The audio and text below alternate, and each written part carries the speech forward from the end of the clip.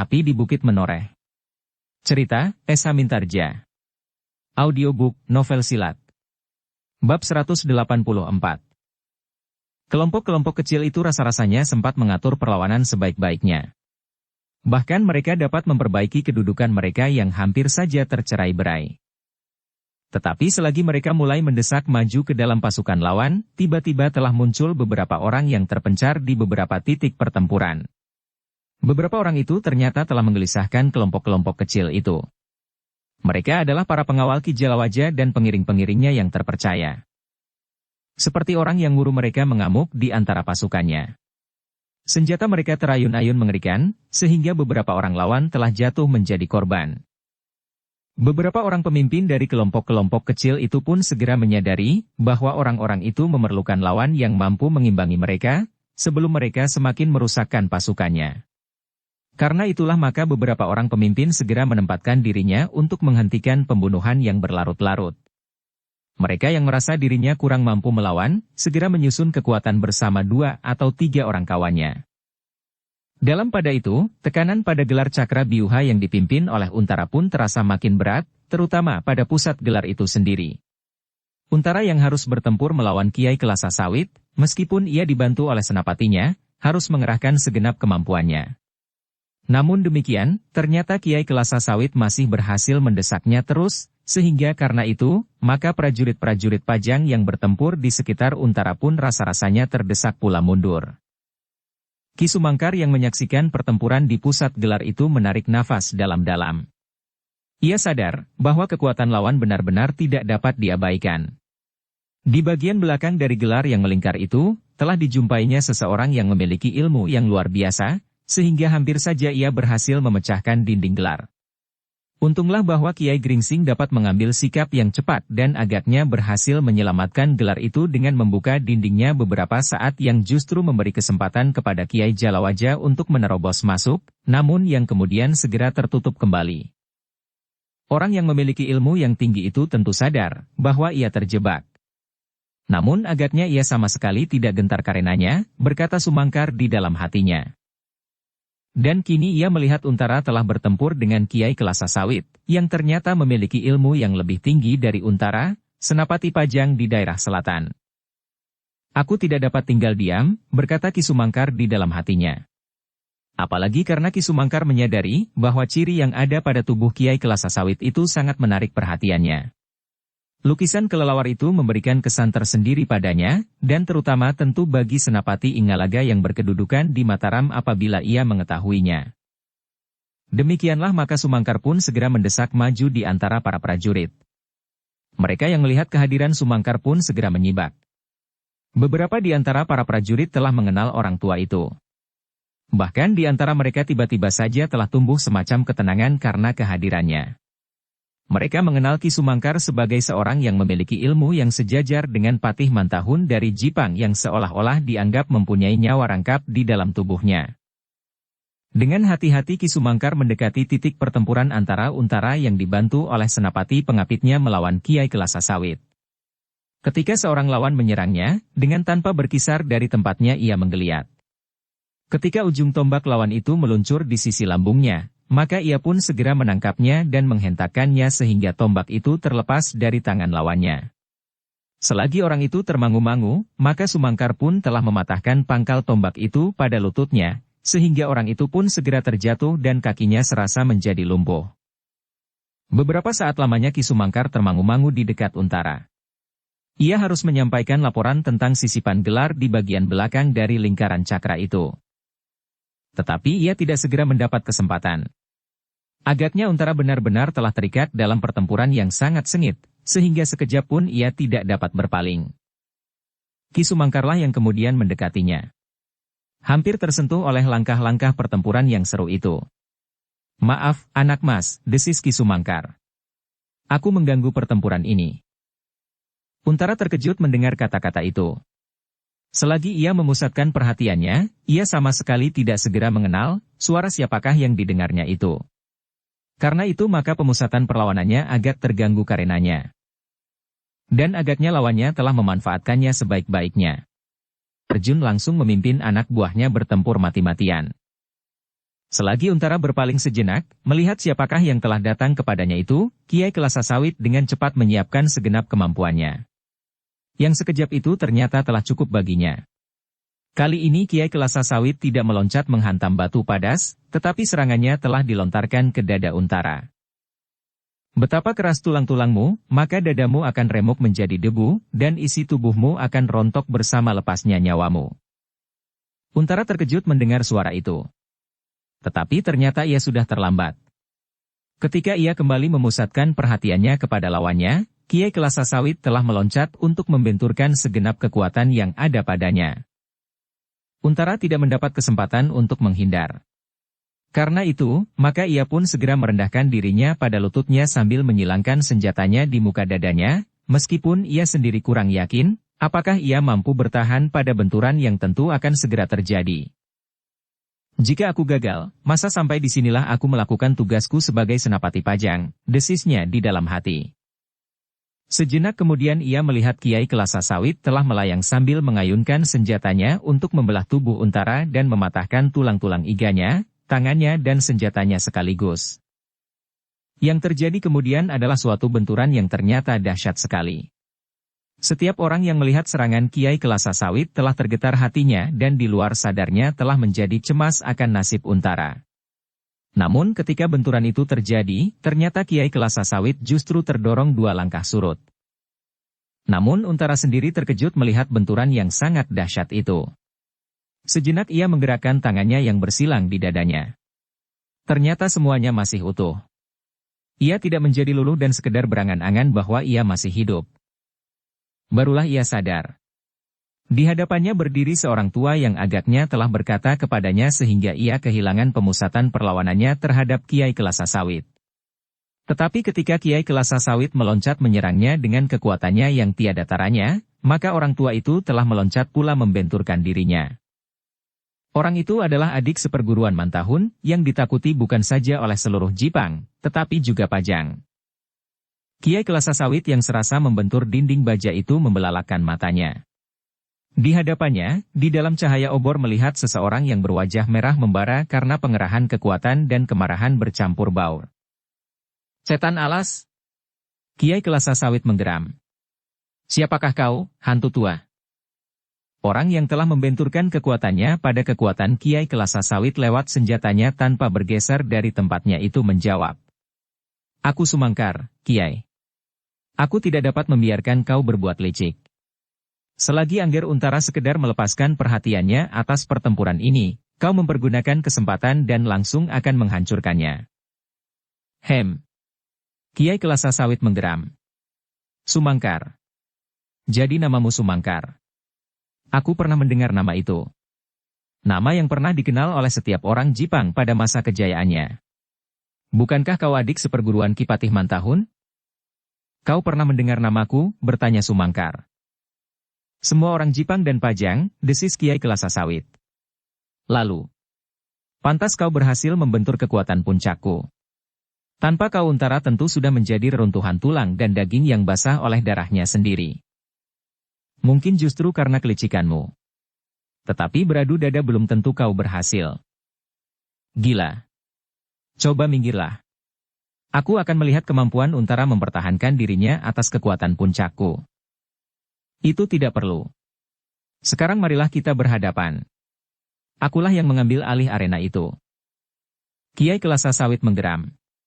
Dipandanginya wajah Sumangkar di dalam cahaya obor yang kemerah-merahan. Anak Mas Untara, berkata Sumangkar kemudian. Namun ia sama sekali tidak berpaling dari Kiai Kelasa Sawit. Sebenarnya aku datang kemari untuk menyampaikan laporan. Untara bergeser selangkah maju. Sejenak ia memandang pertempuran yang masih berlangsung di sekitarnya. Prajurit-prajurit Pajang sedang sibuk mencoba bertahan atas tekanan yang diberikan oleh anak buah Kiai Kelasa Sawit dalam jumlah yang lebih besar. Tetapi sebelum Ki Sumangkar menyampaikan laporannya, maka mereka telah dikejutkan oleh ledakan cambuk di tengah-tengah gelar cakra biuha itu. Apakah yang terjadi, Ki Sumangkar? Untara menjadi cemas. Agaknya telah terjadi pertempuran di dalam gelar ini. Tiba-tiba saja Kiai Kelasa Sawit tertawa. Lalu, nah, akan terbukti bahwa pasukan Pajang yang teratur dan memiliki kemampuan berperang tiada taranya tidak mampu lagi melawan kekuatan Kiai Kelasa Sawit. Dengarlah Senapati muda, di belakang gelarmu ini telah terjadi tekanan yang tidak kalah dahsyatnya dari tekanan yang telah aku berikan.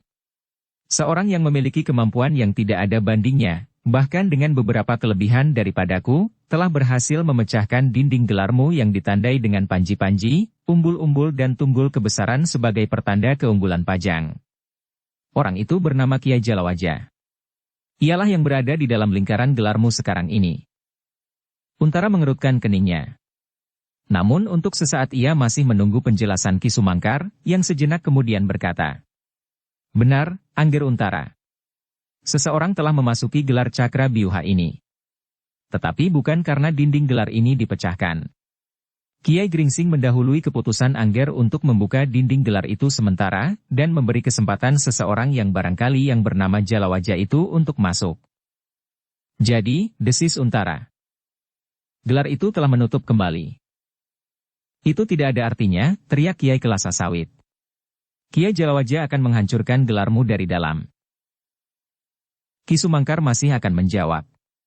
Tetapi sekali lagi terdengar suara cambuk bergeletar, sehingga Ki Untara berpaling sejenak memandang ke dalam gelarnya yang diterangi oleh cahaya obor. Tetapi ia tidak segera melihat sesuatu selain beberapa orang prajuritnya yang mengawasi bagian dalam gelar itu di antara tanaman-tanaman yang tumbuh di bulak, meskipun sebagian sudah berserakan. Namun dalam pada itu, Ki Sumangkarlah yang berkata, "Kiai Kelasa Sawit, apakah kau pernah mendengar cerita tentang orang bercambuk? Bukankah kau sudah mendengar suara cambuknya?" Kiai Kelasa Sawit mengerutkan keningnya. "Barangkali kau tidak menghiraukannya. Tetapi orang bercambuk dan seorang kawannya yang ada di dalam gelar cakra biuha ini, dan yang kini bermain bersama orang yang kau sebut bernama Jalawaja itu adalah orang yang disebut orang bercambuk itu, yang bersama dengan seorang kawannya yang kini juga berada di dalam gelar ini, telah menghancurkan padepokan yang dipimpin oleh seorang yang bernama Panembahan Agung dan Panembahan Alit." Wajah Kiai Kelasa Sawit menegang.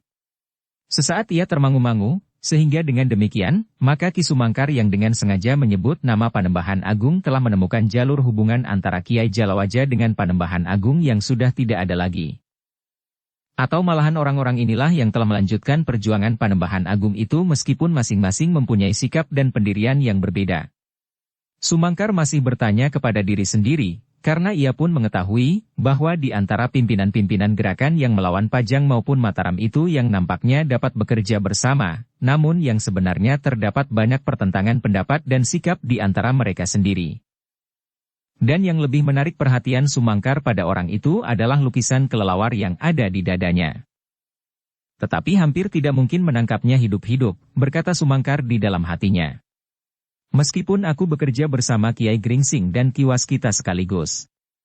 Karena orang ini tentu akan memilih mati. Bahkan jika ia tidak terbunuh, tentu ia akan membunuh dirinya sendiri. Dalam pada itu, Kiai Kelasa Sawit yang termangu-mangu mendengar kata-kata Sumangkar itu pun kemudian menggeram. "Sumangkar, jangan kau sangka bahwa orang yang bersenjata cambuk itu dapat menggetarkan kulit Kiai Jalawaja, seperti kau tidak mampu menakut-nakuti aku dengan ilmu nyawa rangkapmu. Mantahun pun akhirnya mati. Juga kau akan mati." Sumangkar mengangguk-angguk. Katanya kemudian justru kepada Untara. "Anak Mas, aku mohon maaf bahwa aku akan mengambil alih lawan Anak Mas ini. Aku persilahkan Anak Mas memimpin seluruh gelar ini tanpa terikat kepada siapapun juga. Apalagi seseorang yang hanya sekedar berhasil berteriak-teriak menakut-nakuti burung di sawah ini tidak pantas menjadi lawan Anak Mas. Biarlah ia melawan aku, yang barangkali sama-sama tidak mempunyai arti." "Persetan," teriak Kiai Kelasa Sawit. "Pergilah pengecut. Jika kau tidak berani melawan aku, Hi Untara, memang seyogianya kau mencari bantuan tikus-tikus tua yang merasa dirinya bernyawa rangkap seperti ini." Untara menjadi ragu-ragu. Tetapi Ki Sumangkar berkata, "Jangan dijebak oleh perasaan. Ingatlah bahwa Angger Untara sekarang berada di dalam pertempuran gelar. Bukan perang tanding yang mempunyai sifat yang berbeda." Kiai Kelasa Sawit masih akan menyahut. Tetapi ia tidak sempat berteriak lagi, karena tiba-tiba saja Ki Sumangkar telah meloncat menyerangnya. Kiai Kelasa Sawit terkejut. Tetapi ia masih sempat menghindar, bahkan kemudian mengayunkan senjatanya, sehingga Sumangkarlah yang harus meloncat surut. Namun dengan demikian ia pun telah menggenggam pasangan senjatanya pula. Sepasang trisula kecil di kedua tangannya, dan bahkan yang di tangan kanannya berjuntai pada seujung rantai. Kiai Kelasa Sawit berdebar-debar melihat senjata itu. Tetapi ia masih sempat berteriak. "Hi, di manakah tongkat bajamu yang berkepala tengkorak itu?" Ki Sumangkar masih saja menjawab sambil memutar senjatanya. Tengkorak yang kekuning-kuningan itu ternyata terbuat dari emas. "Nah, kau tahu aku memerlukan uang untuk membiayai hidupku selama ini." Tetapi jawaban itu membuat Kiai Kelasa Sawit semakin marah. Dengan sepenuh kekuatan ia menyerang lawannya bagaikan angin prahara. Namun Ki Sumangkar pun telah benar-benar bersiap menghadapi kemungkinan itu. Dan ia pun tidak berani lengah sekejap pun juga, karena ia sadar bahwa ia harus melawan kekuatan yang tiada taranya. Demikianlah maka keduanya pun segera terlibat dalam pertempuran yang sengit. Masing-masing adalah seseorang yang memiliki kelebihan dari orang-orang kebanyakan. Dalam pada itu Untara termangu-mangu berdiri di tempatnya. Ia melihat Ki Sumangkar mengambil alih lawannya yang sangat berbahaya itu. Memang ada sedikit singgungan pada harga dirinya sebagai senapati. Tetapi ia pun tidak dapat mengingkari kenyataan, bahwa bagaimanapun juga, ia tidak akan dapat melawan orang yang bernama Kiai Kelasa Sawit. Jika ia berbicara tentang sifat satria, maka ia pun telah bertempur bersama senapati pengapitnya melawan yang seorang itu. Yang penting dari sifat satria adalah membinasakan kejahatan, berkata Untara di dalam hatinya. Dan seperti yang dikatakan oleh Ki Sumangkar, ia kini berada di dalam pertempuran. Bukan perang tanding.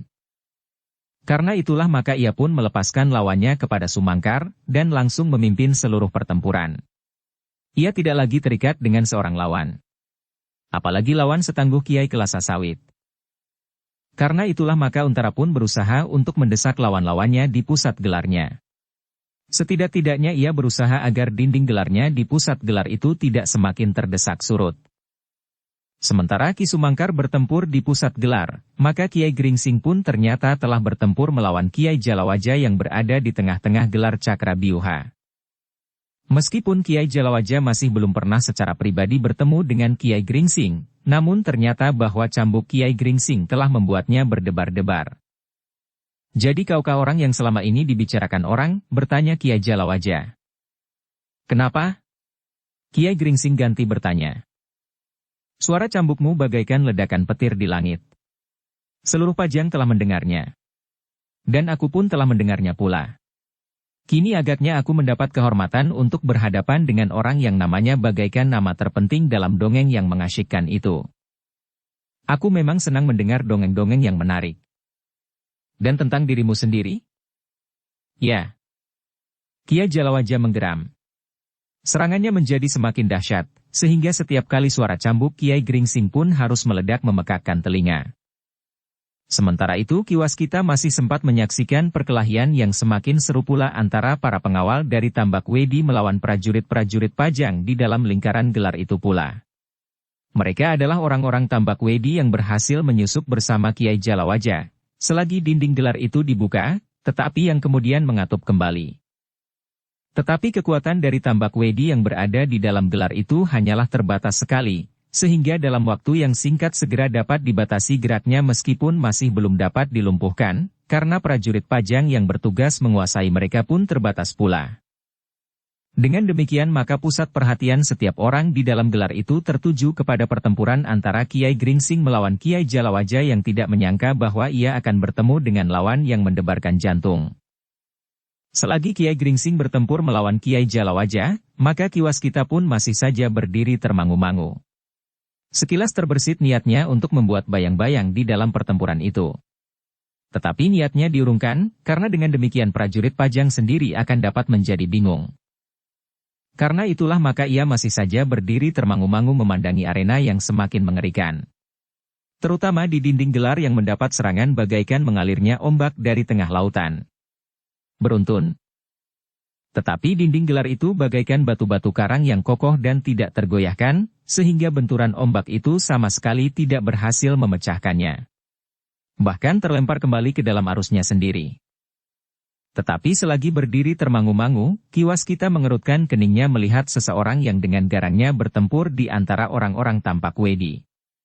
Agaknya ia memiliki kelebihan dari prajurit-prajurit Pajang, sehingga beberapa orang harus menghadapinya bersama-sama. Tentu seorang pemimpin, desis Ki Waskita. Tetapi agaknya ia keliru. Orang itu adalah pengawal Ki Jalawaja yang memang memiliki banyak kelebihan dari pengawal-pengawal yang lain. Perlahan-lahan Ki Waskita mendekatinya. Ternyata bahwa orang itu memang sudah berhasil menjatuhkan beberapa orang korban. Keganasan itu harus dihentikan, desis Ki Waskita. Karena itu maka ia pun kemudian mendekatinya sambil berkata, "Sudahlah, Kisanak. Jangan terlampau diburu nafsu." Orang itu berpaling. Dilihatnya seorang yang sudah berumur di sekitar setengah abad berdiri termangu-mangu. "Siapa kau, Ki?" "Namaku tidak penting," jawab Ki Waskita. "Seandainya aku menyebutnya, kau tentu belum pernah mendengarnya juga." "Iya, siapa kau?" "Namaku Waskita." Orang itu mengerutkan keningnya, lalu, "Sombong. Kau kira kau mempunyai kebijaksanaan untuk melihat? Apalagi yang tidak kasat mata sehingga kau memakai nama Waskita." Ki Waskita masih sempat tersenyum. Dipandanginya orang itu sejenak, lalu, "Orang tuakulah yang memberikan nama itu kepadaku. Sudah tentu dengan harapan bahwa aku akan menjadi bijaksana di hari-hari mendatang dari saat aku dilahirkan. Karena itu aku tidak mempergunakan nama lain selain nama yang diberikan orang tuaku kepadaku itu." "Dan kau benar-benar menjadi Waskita?" "Tidak. Apalagi di peperangan seperti ini. Aku masih mudah terpancing oleh kebencian, dendam dan barangkali juga kesombongan, sehingga kadang-kadang aku menjadi kehilangan sifat-sifat Waskita yang sebenarnya. Apalagi melihat sesuatu yang tidak kasat mata." "Cukup," desis pengawal terpercaya Kiai Jalawaja itu. "Kau terlalu banyak bicara. Aku segera ingin membunuhmu dengan semua sifat-sifatmu. Kau justru orang yang paling sombong yang pernah aku temui selama ini." Ki Waskita pun segera mempersiapkan diri. Ia pernah bertempur melawan Panembahan Agung dan berhasil membunuhnya. Namun demikian ia sama sekali tidak menjadi lengah dan tidak menganggap lawannya terlampau mudah dikalahkannya. Ia sadar bahwa jika demikian maka ialah yang sebenarnya berada di ambang pintu kekalahan. Sekilas Ki Waskita masih melihat Kiai Gringsing yang bertempur dengan sengitnya melawan Kiai Jalawaja. Ternyata bahwa Kiai Jalawaja pun memiliki kemampuan yang luar biasa. Bahkan agak di luar dugaan Ki Waskita. Ia mengenal kemampuan dan ilmu cambuk yang luar biasa pada Kiai Gringsing. Namun menghadapi orang tidak dikenalnya itu, Kiai Gringsing harus mengerahkan segenap kemampuan yang ada padanya. Sejenak kemudian Ki Waskita pun sudah harus bertempur melawan pengawal Kiai Jalawaja. Namun segera dalam benturan-benturan yang pertama, Ki Waskita dapat menjajaki kemampuan lawannya. Karena itulah maka ia ingin segera menyelesaikan perkelahian itu dan mempersiapkan dirinya jika ternyata bahwa orang yang bertempur melawan Kiai Gringsing itu tidak segera dapat dikalahkan. Apakah kami orang-orang tua harus berkelahi berpasangan seperti anak-anak muda yang hanya mampu menyombongkan dirinya? Pertanyaan itu tumbuh juga di hatinya. Tetapi seperti yang pernah diucapkan Ki Sumangkar kepada Untara, Ki Waskita menganggap bahwa di dalam peperangan gelar, maka setiap orang tidak terikat dalam perang tanding. Sudah tentu hanya kalau Kiai Gringsing menghadapi seseorang yang tak terlawan, desis Ki Waskita di dalam hatinya. Tetapi barangkali bagi Kiai Gringsing tidak ada orang yang tidak terlawan itu. Namun apapun yang terjadi, Ki Waskita segera ingin menyelesaikan perkelahiannya. Mungkin di bagian lain dari gelar itu terdapat beberapa kelemahan yang dapat dibantunya, atau di suatu tempat dalam arena pertempuran itu terdapat orang-orang lain seperti lawan Kiai Gringsing itu. Ternyata Ki Waskita tidak banyak mengalami kesulitan menghadapi pengawal Kiai Jalawaja. Bagi prajurit-prajurit Tamtama Pajang, orang itu memang memiliki kelebihan. Namun bagi Ki Waskita, pengawal itu masih harus banyak menyadap ilmu untuk turun ke gelanggang pertempuran bersama orang-orang tua seperti dirinya, Kiai Gringsing, dan Ki Sumangkar. Tetapi berbeda dengan pengawal itu, ternyata lawan Kiai Gringsing benar-benar seorang yang tangguh. Ia memiliki kemampuan bergerak yang mengagumkan. Dengan cepat ia dapat berpindah dari satu tempat ke tempat yang lain hampir di luar tangkapan mata wadak. Namun demikian, Kiai Gringsing mempunyai tangkapan pandangan melampaui kemampuan mata wadak. Di dalam pertempuran yang betapapun rumitnya, Kiai Gringsing selalu berhasil menguasai keadaan yang dihadapinya. Demikian pula berhadapan dengan Kiai Jalawaja yang memang memiliki ilmu yang dahsyat. Setiap kali serangannya bagaikan halilintar yang menyambar di langit. Ia menyerang dengan loncatan-loncatan panjang di sekitar lawannya. Bahkan kadang-kadang ia berlari berputar sebelum meloncat menyerang dengan dahsyatnya. Kiai Gringsing mencoba untuk menyesuaikan dirinya. Tetapi ia tidak mempergunakan langkah-langkah panjang seperti lawannya. Ia sekedar bergeser di tempatnya untuk setiap kali memperbaiki arah. Namun demikian, Kiai Jalawaja sama sekali tidak mampu menyentuhnya, apalagi melukainya. Setiap kali justru ujung cambuk Kiai Gringsinglah yang menyongsongnya dan meledak di sekitarnya. Bahkan dalam keadaan yang tidak disangka-sangka, justru dalam kemarahan yang memuncak, terasa ujung cambuk Kiai Gringsing telah mulai menyentuh pakaiannya. Benar-benar gila, geram Kiai Jalawaja di dalam hatinya. Orang bercambuk ini bagaikan siluman yang berada di segala tempat. Seolah-olah ia berada di semua sudut tanah ini di saat yang sama. Namun tiba-tiba ia berdesis. Apakah ada lebih dari seorang yang bersenjata cambuk seperti ini? Tiba-tiba saja Kiai Jalawaja mengharap pengawalnya yang terpercaya itu pun datang kepadanya, dan bersama-sama melawan orang bercambuk itu. Aku tidak akan segera dapat menyelesaikannya, berkata Kiai Jalawaja di dalam hatinya. Ternyata di sini aku menghadapi lawan yang tidak aku perhitungkan sebelumnya. Namun dalam cahaya obor ia melihat pengawalnya justru sedang mempertahankan dirinya melawan Ki Waskita. Setiap kali pengawal Kiai Jalawaja itu meloncat mundur, serangan Ki Waskita terasa semakin lama menjadi semakin membingungkannya. Dalam pada itu, pertempuran itu pun telah berkembang ke arah yang berbeda. Jika semula dinding-dinding gelar prajurit Pajang itu mengalami tekanan yang berat di beberapa tempat karena hadirnya pimpinan-pimpinan dari Tambak Wedi yang memiliki ilmu yang khusus, maka kemudian pemimpin-pemimpin itu telah terikat pada lawan-lawannya yang seimbang. Apalagi dalam pada itu, orang-orang Tambak Wedi yang harus bertempur melawan kelompok-kelompok kecil di lereng Gunung Merapi itu pun merasakan bahwa jumlah mereka yang telah jauh berkurang karena kehadiran prajurit Pajang, mendapatkan kesulitan pula. Kelompok-kelompok kecil di lereng Gunung Merapi yang telah bergabung, ditambah pula karena kehadiran prajurit Pajang, merasa menjadi lebih kuat dari lawan-lawan mereka, sehingga dengan demikian mereka menjadi semakin bergairah untuk segera memenangkan pertempuran itu, meskipun korban masih saja berjatuhan. Beberapa orang di antara mereka pun telah menyusun kelompok-kelompok kecil yang khusus harus bertempur melawan para pengawal Kiai Jalawaja yang seolah-olah dihamburkan begitu saja di dalam pertempuran itu. Namun dalam pada itu, Kiai Kelasa Sawit menjadi semakin marah bukan kepalang. Ia ingin menuntut setiap kematian dengan 10 nyawa. Tetapi ternyata bahwa korban pun semakin banyak berjatuhan.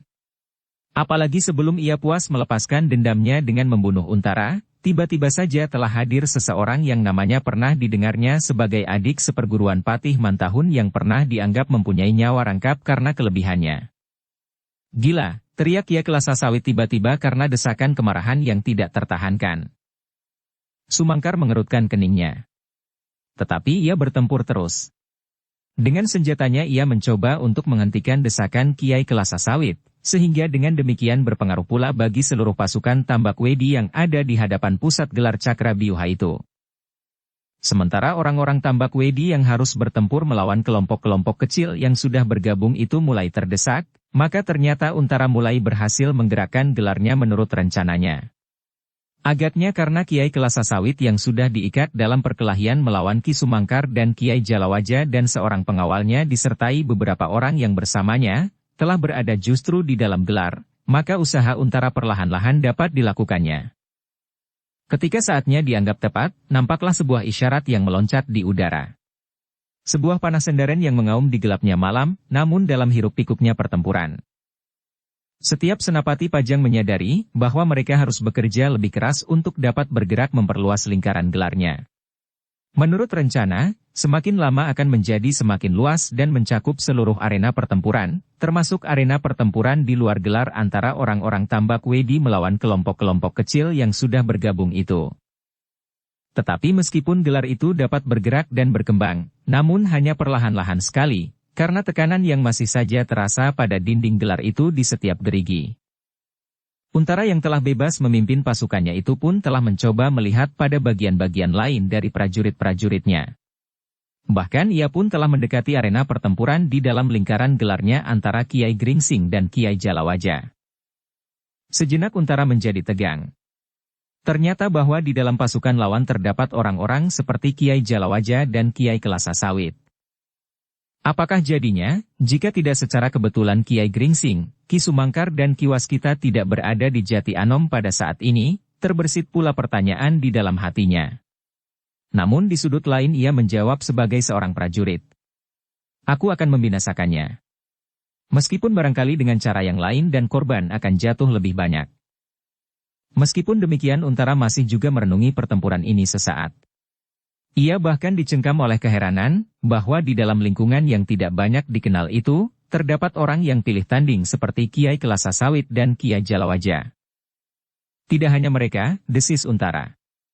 Sejak persoalan Mataram berkembang, diikuti oleh hubungan yang kurang serasi antara Ki Gede Pemanahan dengan Sultan, maka timbullah golongan-golongan yang menghendaki perubahan dengan cara yang sangat tidak terpuji, dan mengarah kepada kekerasan. Sekilas terkenang oleh Untara, usaha yang gagal pada saat ia melakukan upacara perkawinannya. Kemudian kelompok-kelompok yang berada di jalan-jalan raya yang sedang dibangun oleh Mataram. Bahkan kemudian seorang yang menyebut dirinya Panembahan Agung dan Panembahan Alit. Dan kini orang-orang yang singgah di Padepokan Tua, Tambak Wedi. Tentu masih banyak lagi, desis Untara. Sebagai seorang prajurit, ia pun dapat menduga, bahwa sebenarnya ada kekuatan yang besar harus dihadapi, baik oleh Pajang maupun oleh Mataram. Sejenak ia masih memperhatikan pertempuran di tengah-tengah gelar yang perlahan-lahan sudah mulai mekar. Dan sesaat kemudian ia meninggalkan arena itu, dan sekali lagi mengelilingi seluruh gelar yang semakin luas. Sekali-sekali Untara masih harus juga turun membantu jika terasa seorang senapati yang memimpin sekelompok prajurit dalam gerigi gelarnya menemui kesulitan. Namun kemudian dilepaskannya kembali untuk melihat daerah pertempuran di sudut yang lain. Ketika malam menjadi semakin dalam, maka nampaklah berapa tanda bahwa prajurit Pajang akan dapat menguasai keadaan. Kiai Kelasa Sawit yang bertempur melawan Ki Sumangkar, ternyata sama sekali tidak dapat berbuat lain, kecuali memusatkan perhatiannya kepada lawannya itu. Sementara itu, Kiai Jalawaja dan seorang pengawalnya telah terkurung di dalam lingkaran gelar Cakra Biuha, dan harus menghadapi lawan orang bercambuk yang tidak diduganya sama sekali. Ketika ia memasuki lingkaran gelar itu bersama sekelompok anak buahnya, dan yang kemudian dinding gelar itu terkatup kembali, ia sudah menduga bahwa dengan sengaja prajurit Pajang telah menjebaknya.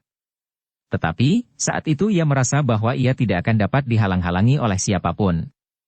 Bahkan ia menyangka, bahwa ia akan dapat memecahkan gelar itu dari dalam, sementara prajurit Pajang harus bertempur melawan serangan dari luar gelar. Tetapi ternyata ia salah hitung. Di dalam gelar itu ia menemukan lawan yang tidak dapat dikalahkannya. Dalam pada itu, pengawal-pengawal Kiai Jalawaja yang berpencaran pun telah mendapat perlawanan yang kuat dari pemimpin-pemimpin kelompok kecil di lereng Gunung Merapi yang sudah bergabung itu. Dengan sekuat tenaga, mereka berusaha untuk mempertahankan diri, selagi prajurit Pajang memberikan kelonggaran kepada mereka untuk bernafas. Dalam kekisruhan yang terjadi di dalam peperangan, orang-orang lereng Gunung Merapi itu tidak dapat segera menilai pertempuran antara orang-orang Tambak Wedi dengan prajurit-prajurit Pajang yang bergerak dalam gelar. Bahkan kadang-kadang mereka menjadi cemas menyaksikan serangan yang datang dari segala penjuru, di segala bagian dari dinding gelar yang melingkar itu. Kiai Kelasa Sawit, yang memimpin pasukannya menjadi marah bukan kepalang. Ternyata bahwa prajurit Pajang benar-benar kuat melawan pasukannya, yang sudah diperkuat oleh pasukan Kiai Jalawaja. Mereka menduga, bahwa prajurit-prajurit Pajang di Jati Anom yang jumlahnya tidak begitu banyak, ditambah dengan kelompok-kelompok pencuri ayam di lereng Gunung Merapi itu, akan dengan mudah dapat dihancurkan. Apalagi dengan kehadiran Kiai Jalawaja. Tetapi yang terjadi adalah berbeda dengan dugaannya itu. Jika aku tidak bertemu dengan iblis dari Jipang ini, aku tentu sudah berhasil membunuh Untara dan mencerai-beraikan pasukannya, berkata Kiai Kelasa Sawit kepada diri sendiri. Tetapi agaknya iblis ini muncul dengan tiba-tiba. Selain iblis yang harus dihadapinya, agaknya Kiai Kelasa Sawit pun pernah mendengar sesuatu tentang orang bercambuk yang pernah menjelajahi daerah selatan. dan tiba-tiba saja suara cambuk itu pun telah didengarnya di tengah-tengah gelar prajurit Pajang. Dengan demikian ia sadar, bahwa Kiai Jalawaja pun harus berhadapan dengan orang yang akan dapat menghambat gerakannya. Beberapa bagian yang semula mendapat tekanan yang kuat dari pasukan Tambak Wedi perlahan-lahan dapat mengatasinya, sehingga kemudian gelar itu pun dapat mengembang merata. Pasukan Tambak Wedi yang semula diperkuat di beberapa bagian, harus menebar mengisi beberapa kekosongan, karena jatuhnya korban di seluruh arena. Apalagi setelah Kiai Kelasa Sawit dan Kiai Jalawaja terlibat melawan orang-orang terkuat yang tidak dapat diatasinya. Yang segera berhasil menguasai lawannya adalah Ki Waskita. Pengawal Kiai Jalawaja yang melawannya, tidak memiliki kemampuan yang cukup untuk melawan Ki Waskita, sehingga karena itu maka ia pun segera terdesak surut. Semakin lama semakin terpisah dari Kiai Jalawaja yang harus bertempur melawan Kiai Gringsing. Apalagi setelah prajurit-prajurit Pajang yang ada di dalam gelar itu berhasil menguasai semua orang Tambak Wedi yang menyusup bersama Kiai Jalawaja. Beberapa prajurit yang memang menyusulnya di saat-saat mereka menerobos masuk, dibantu oleh beberapa orang prajurit yang bertugas mengawasi keadaan di dalam medan, akhirnya dapat memadamkan perlawanan orang-orang Tambak Wedi seluruhnya di dalam gelar itu. Yang tinggal kemudian adalah Kiai Jalawaja dan seorang pengawalnya, yang harus bertempur melawan Ki Waskita. Dengan kemarahan yang melonjak-lonjak, mereka menyaksikan seorang demi seorang pasukannya dilumpuhkan. Beberapa orang terbunuh dan terluka, sedang yang lain menyerah kepada kenyataan yang dihadapinya. Betapa kemarahan menghentak-hentak dada Kiai Jalawaja. Dengan lantang ia berteriak, "Hi orang-orang gila dan pengecut! Itukah yang dapat kalian lakukan? Aku menghormati mereka yang mati dan tidak mampu lagi mengangkat senjatanya. Tetapi adalah pengecut yang paling licik, jika ada di antara kalian yang meletakkan senjata sebelum kulitmu menitikkan darah." Tetapi beberapa orang yang sudah duduk di tanah, ditunggui oleh ujung tombak di punggungnya, sama sekali tidak mampu berbuat apapun juga. Mereka pun harus membiarkan tangan dan kaki mereka kemudian diikat dengan janget, karena para prajurit Pajang harus melanjutkan pertempuran. Kemarahan yang memuncak, telah membuat Kiai Jalawaja mengamuk seperti harimau kelaparan. Namun tidak banyak yang dapat dilakukan, karena ia berhadapan dengan Kiai Gringsing, sedang pengawalnya pun benar-benar telah dikuasai oleh Ki Waskita. "Menyerahlah," berkata Ki Waskita. "Persetan," geram pengawal itu, yang mencoba melawan sejauh dapat dilakukan. Tetapi kemampuan Ki Waskita benar-benar tidak dapat dilawannya. Namun demikian, sama sekali tidak terbersit ingatan pada pengawal itu untuk menyerah. Apalagi menyerah dan menjadi seorang tawanan prajurit Pajang. Karena itulah, maka ia pun masih saja melawan terus, betapapun ia terdesak. Ki Waskita termangu-mangu menghadapi pengawal itu. Ia sebenarnya dapat dengan segera membinasakannya. Tetapi ada sesuatu yang menahannya. Sepercik keraguan-raguan telah merayap di hatinya. Sekali-sekali timbul niatnya untuk membuat lawannya menjadi bingung dan kehilangan akal dengan bentuk-bentuk semu. Bahkan ia mulai mempertimbangkan, apakah dengan demikian ia akan dapat mengurangi korban jiwa di kedua belah pihak. Namun ia meragukan hasilnya, karena prajurit-prajurit Pajang sendiri tentu akan menjadi bingung dan bahkan mungkin mereka tidak dapat berbuat lebih banyak lagi daripada termangu-mangu dan keheranan. Karena itulah, maka niatnya itu pun diurungkannya. Dibiarkannya pertempuran itu berlangsung dengan wajar. Apalagi ketika ia mulai dapat melihat kemajuan prajurit-prajurit Pajang. Sementara itu, pengawal Kiai Jalawaja masih saja melawan dengan segenap tenaganya, meskipun ia harus berloncatan surut. Bahkan kadang-kadang surut beberapa langkah dengan wajah tegang dan kebingungan. Tetapi adalah di luar dugaan siapapun juga, bahwa prajurit Pajang yang telah kehilangan lawan, dan yang masih berada di dalam lingkungan gelar itu, tidak membiarkan seorang pun lawan yang tetap memberikan perlawanan. Itulah sebabnya, maka karena pengawal itu ternyata tidak mau menyerah, prajurit-prajurit Pajang tidak sabar lagi membiarkannya berkeliaran di dalam gelar. Mereka tidak mempunyai pertimbangan yang pelik seperti Ki Waskita, sehingga karena itu, ketika pengawal itu sedang bersusah payah menghindari serangan Ki Waskita, tiba-tiba saja dua orang prajurit Pajang, yang sudah kehilangan kesabaran, menyerang bersama-sama. Dua buah tusukan pedang tidak dapat dielakkannya, sehingga sesaat terdengar keluhan yang tertahan. Namun ketika dua buah pedang itu ditarik hampir bersamaan dari hujaman yang dalam di tubuh pengawal Kiai Jalawaja itu, maka orang itu pun terhuyung-huyung sejenak, kemudian jatuh tertelungkup di tanah. Kisanak. Kiwaskita mencoba mencegah ketika ia melihat dua serangan berbareng itu. Tetapi ia tidak berhasil menghentikan serangan itu, sehingga ia pun kemudian hanya dapat melihat mayat itu terbaring di tanah, di antara beberapa sosok mayat yang lain. Kiai Jalawaja yang melihat pengawalnya itu terbunuh, berteriak nyaring. Kemarahannya benar-benar serasa meledakkan kepalanya, sehingga ia pun telah kehilangan segala pertimbangan. Karena itu, maka tandangnya pun menjadi semakin kasar dan bahkan seperti seekor binatang buas yang sedang memburu mangsanya. Kiai Gringsing menyadari bahwa ia tidak akan dapat berbicara dengan orang yang sedang kehilangan akal itu. Dan ia pun menyadari bahwa tidak mungkin untuk dapat menangkap Kiai Jalawaja dalam keadaan hidup. Namun seperti Kiwaskita, maka membunuh lawannya diperlukan pertimbangan yang semasak-masaknya. Sementara itu, Kiai Jalawaja telah benar-benar mengamuk. Senjatanya terayun-ayun mengerikan sekali. Dengan sepenuh kemampuan yang ada, ia menyerang Kiai Gringsing seperti prahara. Tetapi, setiap kali Kiai Gringsing masih mampu melindungi dirinya dengan putaran cambuknya. Bahkan sekali-sekali meledak menyerang lawannya. Dalam keadaan yang paling gawat, ternyata Kiai Jalawaja tidak lagi menghiraukan patukan ujung cambuk lawannya. Kulitnya seolah-olah menjadi kebal dan tidak dapat disentuh oleh perasaan sakit. Betapa Kiai Gringsing menyengat tubuhnya dengan ujung cambuknya yang berkarah baja, namun Kiai Jalawaja menyerangnya bagaikan taufan. Sekilas teringat oleh Kiai Gringsing, lawannya di ujung tanah perdikan menoreh, di antara bukit-bukit kecil yang terpencil, seorang yang menyebut dirinya Panembahan Alit. Orang itu pun rasa-rasanya menjadi kebal dan tidak dapat dilukainya dengan senjatanya. Apakah Kiai Jalawaja juga seorang yang memiliki ilmu seperti Panembahan Alit, yang dapat membuat kulitnya menjadi kebal? Pertanyaan itu memang membersit di hati orang tua itu. Sementara itu, Kiwaskita telah berdiri termangu-mangu memperhatikan pertempuran itu. Pertempuran yang semakin lama menjadi semakin sengit, sehingga akhirnya sampailah mereka pada puncak ilmu dan puncak kemungkinan.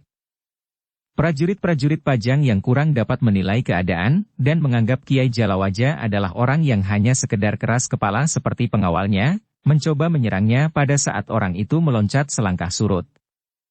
Tetapi malang bagi prajurit itu. Belum lagi senjatanya menyentuh orang yang bernama Jalawaja itu, mereka telah terlempar dari tempatnya dengan luka yang membelah lambung. Kiai Gringsing menggeram melihat korban yang berjatuhan itu. Apakah ia masih akan tetap membiarkannya mengambil korban-korban yang lain? Kiwaskita menarik nafas dalam-dalam melihat pertempuran yang menjadi semakin sengit. Ledakan cambuk Kiai Gringsing menjadi semakin sering terdengar, dan rasa-rasanya semakin lama menjadi semakin keras. Kiai Jalawaja yang agaknya sudah menyadari bahwa ia tinggal seorang diri di dalam lingkungan dinding gelar, yang semakin lama menjadi semakin mengembang itu, justru membuatnya seperti gila. Serangannya menjadi semakin dahsyat dan tingkah lakunya seolah-olah sudah tidak lagi dikendalikan oleh kesadarannya, sebagai seorang yang memiliki ilmu yang pilih tanding. Yang nampak kemudian adalah sifat-sifatnya yang sewajarnya. Kasar dan bahkan liar. Kiai Gringsing memang tidak mempunyai pilihan lain. Ia harus menghentikan perlawanan Kiai Jalawaja. Hidup atau mati. Dan Kiai Gringsing pun menyadari bahwa orang itu tidak boleh lepas dari tangannya, karena dengan demikian, ia akan menelan korban yang tidak terhitung lagi jumlahnya. Mungkin di arena pertempuran ini, tetapi mungkin juga di saat-saat yang lain, jika ia mendapat kesempatan melakukannya. Karena itulah, maka Kiai Gringsing pun telah melawannya dengan segenap kemampuannya pula. Seperti saat-saat ia bertempur melawan Panembahan Alit, maka ia telah mengerahkan segenap kemampuan dan kekuatan, sehingga ledakan cambuknya pun telah bernada lain. Kekuatan cadangan yang tersimpan di dalam dirinya, telah tersalur pula pada ujung cambuknya, sehingga karena itulah, maka ujung cambuk itu seolah-olah menjadi semakin dahsyat. Karah-karah baja yang terdapat pada juntai cambuknya, seolah-olah telah berubah menjadi ujung-ujung senjata yang paling tajam. Dengan demikian, maka di dalam dinding gelar itu telah bertempur dua orang yang memiliki kemampuan raksasa. Masing-masing telah mengerahkan semua kekuatan yang ada pada mereka, sehingga prajurit-prajurit Pajang yang menyaksikan pertempuran itu pun telah bergeser menjauh. Mereka baru menyadari bahwa arena yang khusus ini bukannya arena yang dapat dicampurinya. Bahkan sentuhan angin yang semiut oleh gerakan kedua orang yang sedang bertempur itu, terasa betapa kerasnya menampar tubuh-tubuh prajurit Pajang, yang seolah-olah telah membeku oleh pesona yang mencengkamnya. Kiwaskita menyaksikan pertempuran itu sambil termangu-mangu. Ia menjadi ragu-ragu, apakah ia akan membiarkan Kiai Gringsing bertempur seorang diri. Meskipun menilik keadaannya, maka nampaknya Kiai Gringsing akan dapat menguasai keadaan. Tetapi jika Kiai Gringsing membuat sedikit kesalahan, maka ia akan terjerumus ke dalam kesulitan. Padahal Kiai Gringsing adalah manusia biasa, yang lemah, lengah, dan kadang-kadang dipengaruhi oleh keadaan di seputarnya. Karena itulah, maka segala kemungkinan masih akan dapat terjadi pada kedua orang yang sedang bertempur mati-matian itu. Di tempat yang lain, di pusat gelar prajurit Pajang, ternyata telah terjadi pertempuran yang sedahsyat itu pula. Ki Sumangkar harus bertempur dengan sekuat tenaganya. Dengan puncak ilmunya yang dikagumi oleh setiap orang Jipang dan Pajang, sehingga kakak seperguruannya, Patih Mantahun pernah dianggap mempunyai nyawa rangkap. Tetapi karena usianya, yang mempengaruhi kemampuan jasmaniahnya, maka akhirnya Ki Patih Mantahun pun harus mengorbankan jiwanya. Dan ternyata, bahwa ia tidak mempunyai rangkapan nyawa yang dapat menghidupkannya kembali. Tetapi Ki Sumangkar cukup menyadarinya, bahwa nyawa rangkap pada perguruannya adalah sekedar dongeng yang tidak berlandaskan pada kenyataan. Karena itu, ia pun cukup berhati-hati, karena jika nyawanya yang satu itu meninggalkan tubuhnya, maka ia tidak lebih adalah sesosok mayat yang harus dikuburkan. Sementara itu, Ki Sumangkar pun mendengar bahwa nada cambuk Kiai Gringsing rasa-rasanya memekik semakin tinggi. Dengan demikian ia pun mengerti, bahwa Kiai Gringsing harus mengerahkan segenap ilmunya pula untuk melawan orang yang telah memasuki lingkungan dinding gelar Cakra Biuha itu. Sementara itu, Untara telah berhasil menggerakkan pasukannya dalam gelar yang semakin berkembang, meskipun perlahan-lahan. Tetapi ia menjadi semakin yakin, bahwa ia akan dapat menguasai keadaan dan sekaligus menguasai arena. Sekali-sekali ia masih sempat melihat gerigi-gerigi gelarnya, yang mulai menghunjam masuk ke lingkungan ruang gerak lawan yang mulai kehilangan pegangan, karena pemimpin-pemimpinnya terikat pada pertempuran yang sengit. Yang masih tetap berdiri termangu-mangu adalah Ki Waskita. Ia menjadi bimbang, apakah ia harus terjun ke dalam arena pertempuran.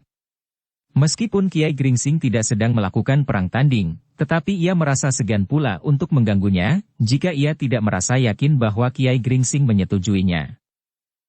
Dalam keraguan-raguan itu Ki Waskita berdiri mematung di tempatnya. Tidak seperti prajurit-prajurit Pajang yang menghindar menjauhi arena, yang menjadi semakin mengerikan itu, Ki Waskita tetap mengikuti perkelahian itu pada jarak yang justru semakin dekat. Meskipun demikian, Ki Waskita tidak menjadi lengah.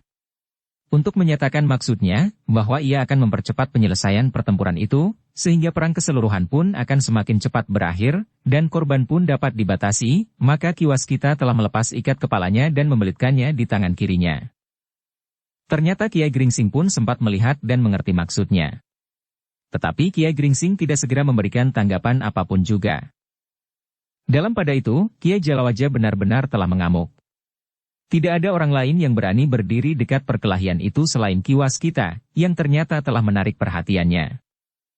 Menurut pertimbangan Kiai Jalawaja, ia tentu tidak akan segera dapat mengalahkan Kiai Gringsing, atau barangkali semalam penuh pertempuran itu tidak akan selesai.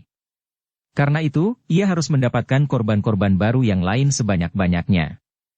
Karena tidak ada prajurit Pajang yang mendekatinya, maka orang yang membelitkan ikat kepalanya di tangan kirinya itu adalah korban yang paling mungkin diambilnya.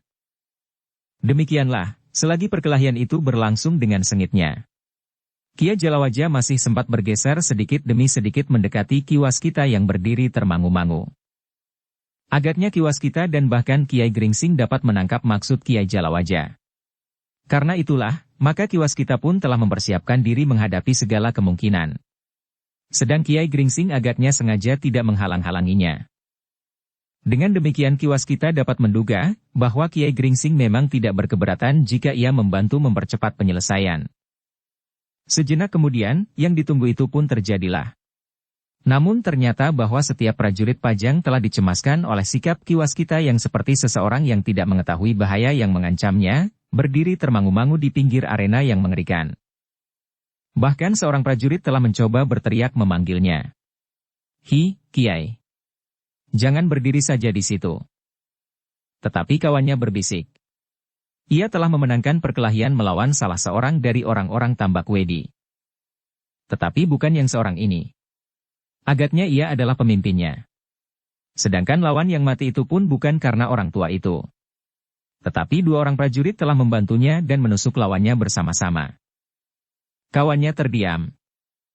Namun mereka tidak sempat memberikan peringatan lagi kepada Kiwaskita. Ternyata Kiai Jalawaja benar-benar masih ingin membunuh lawan sebanyak-banyaknya sebelum pertempuran itu berakhir, karena akhir dari pertempuran itu sama sekali tidak dapat dibayangkannya. Prajurit-prajurit Pajang yang berdiri termangu-mangu mengawasi arena di dalam gelar itu berdesir, melihat bayangan orang Tambak Wedi itu bagaikan angin meloncat menyerang Kiwaskita dengan dahsyatnya. Senjatanya terayun deras sekali, didorong oleh kekuatan yang dahsyat sekali. Tetapi Kiwaskita sudah siap menghadapinya. Ia sama sekali tidak berusaha menghindar. Tetapi dengan sepenuh kekuatannya pula, ia mengangkat tangan kirinya, menangkis serangan itu. Dua kekuatan telah berbenturan. Prajurit-prajurit Pajang mengira bahwa Kiwaskita tidak sempat menghindar, sehingga mereka menyangka bahwa Kiwaskita akan lumat menjadi debu. Tetapi yang terjadi ternyata tidak seperti yang mereka bayangkan.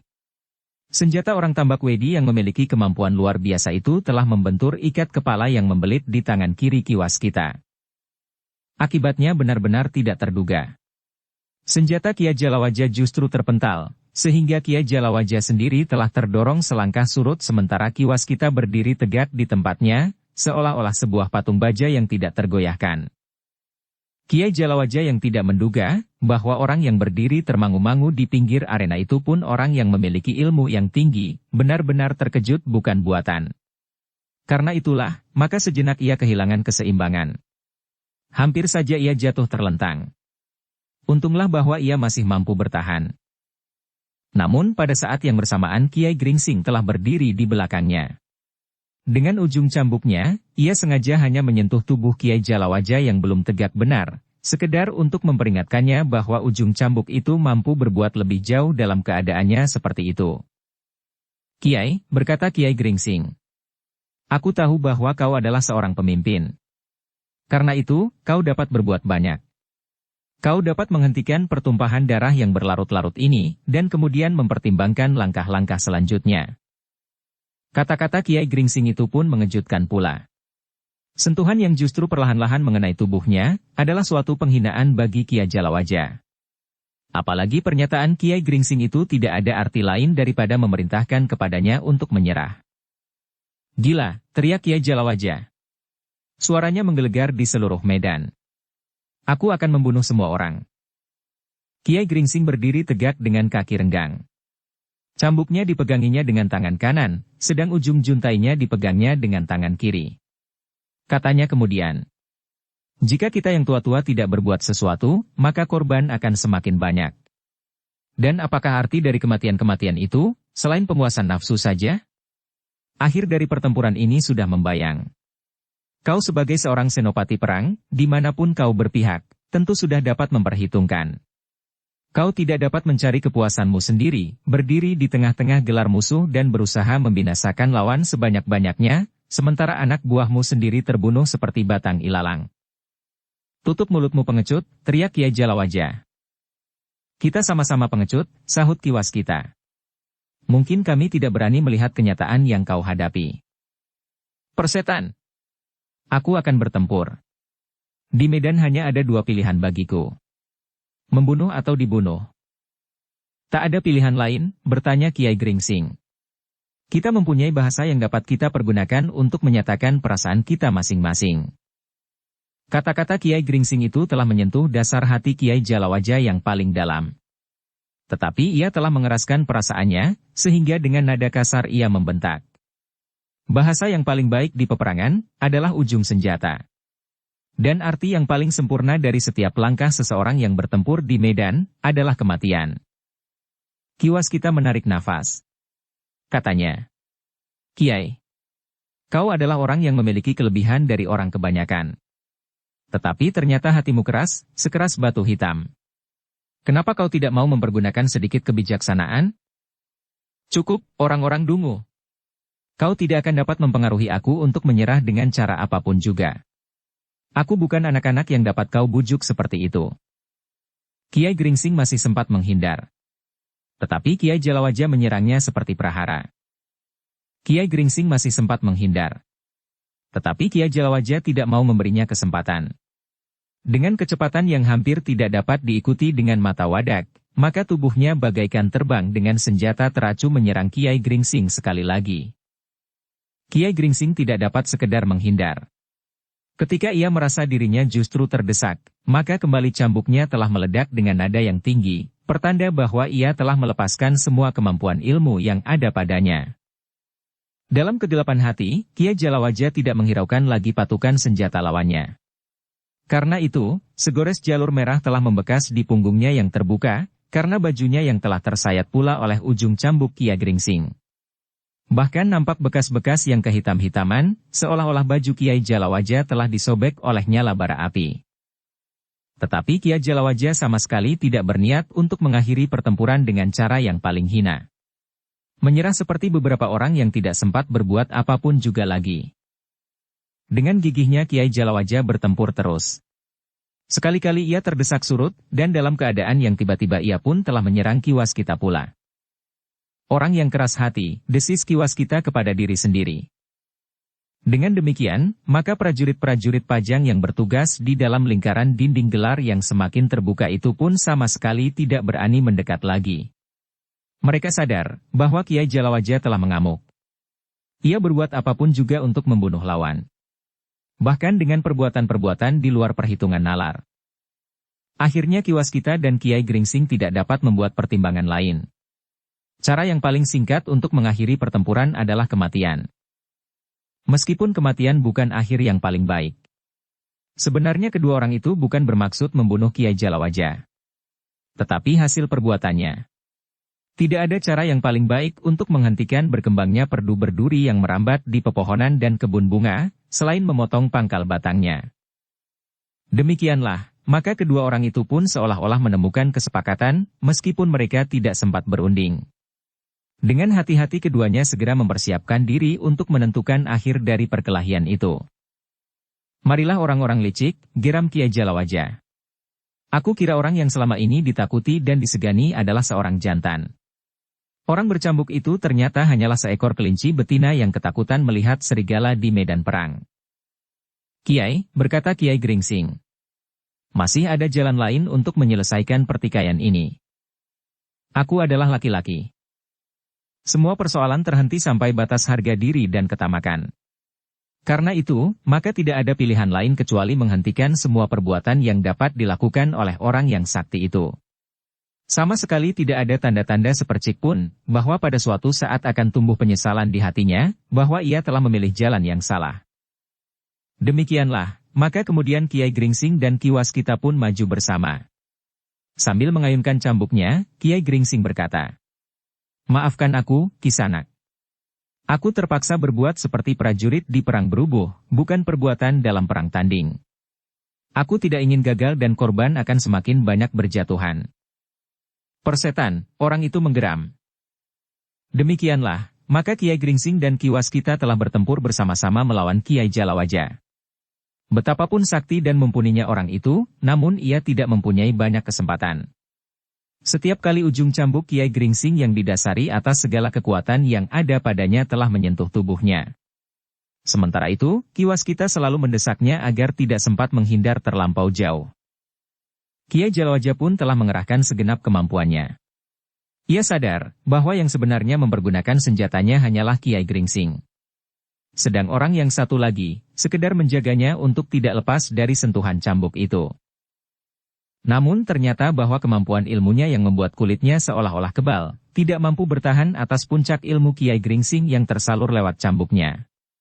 Meskipun tidak ada segores luka pun dan setitik darah yang meleleh, namun tulang-tulang Kiai Jalawaja rasa-rasanya telah menjadi remuk oleh pukulan kekuatan cambuk berkarah besi baja itu.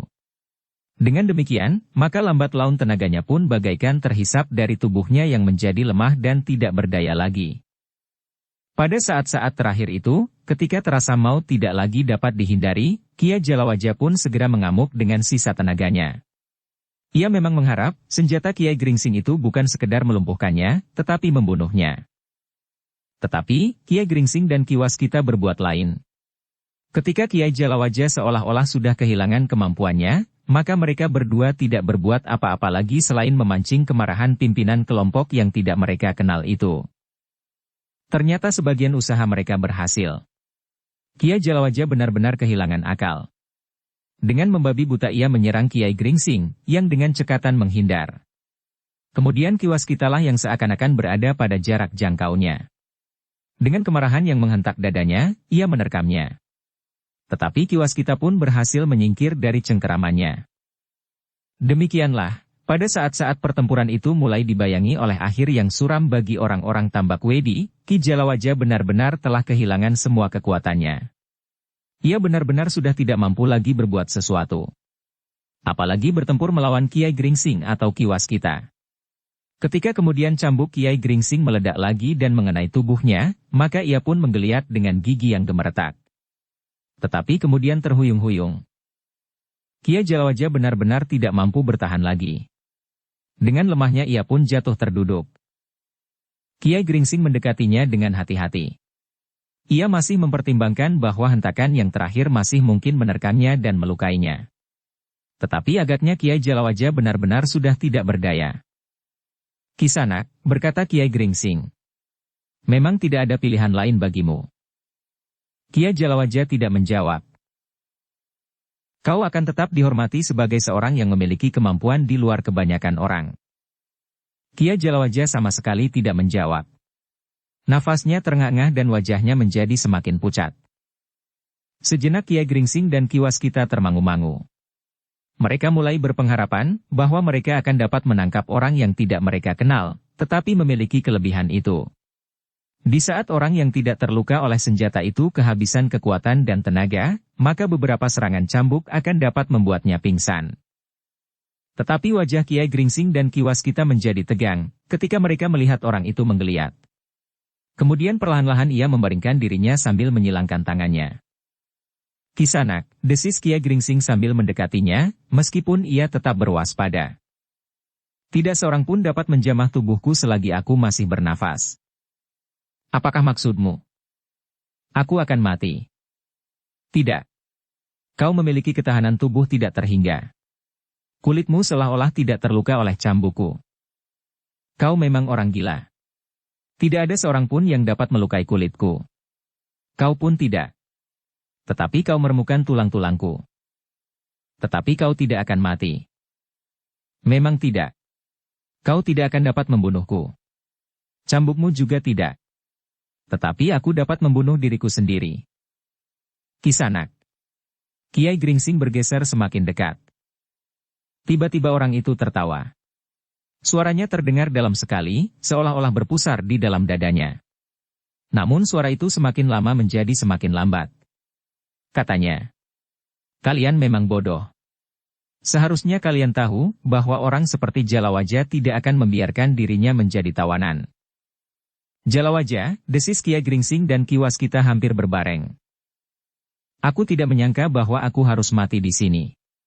Aku kira, aku malam ini dapat menebas prajurit Pajang seperti menebas batang ilalang. Tetapi aku sadar, bahwa akibat seperti ini pasti akan terjadi pada suatu saat. Dan aku akan mati sekarang." Kiai Gringsing dan Ki Waskita saling berpandangan. Akhir yang demikian itulah yang memang sudah mereka perhitungkan. Ketika timbul harapan bahwa mereka akan dapat menangkap Kiai Jalawaja hidup-hidup, justru mereka menjadi ragu-ragu atas apa yang mereka hadapi. Dan kini memang ternyata bahwa orang itu tidak akan dapat mereka tangkap dalam keadaan hidup. Sejenak mereka merenungi orang yang sudah berbaring di tanah dengan tangan bersilang di dadanya itu. Namun kemudian, sambil menarik nafas dalam-dalam Kiai Gringsing berkata, "Orang yang keras hati." Tetapi maut ini datangnya terlampau cepat, ternyata Kiai Jalawaja itu masih berdesis. "Jauh lebih cepat dari yang aku harapkan." "Apakah kau akan memberikan pesan, Kiai?" bertanya Kiai Gringsing. "Kau memancing jawaban di saat aku mulai merasakan sentuhan maut." "Jangan, Kiai. Itu tidak adil." Kiai Gringsing terkejut mendengar jawaban itu. Sejenak ia berdiri termangu-mangu, sedang Ki Waskitalah yang kemudian menarik nafas dalam-dalam. Kiai Gringsing dan Kiwaskita pun kemudian berdiri membeku, ia seolah-olah melihat sesuatu bergerak di dalam tubuh Kiai Jalawaja.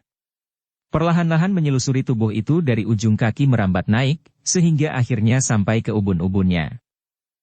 Pada saat itulah, Kiai Jalawaja menghembuskan nafasnya yang terakhir, setelah seakan-akan ia mengatur dirinya menghadapi maut yang terlampau cepat datangnya itu. Kiai Gringsing dan Kiwaskita menarik nafas dalam-dalam. Sejenak mereka merenungi tubuh yang sudah membeku itu.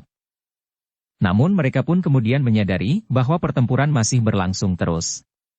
Tetapi ternyata bahwa gelar cakra Biuha itu sudah menjadi semakin luas mendesak lawan.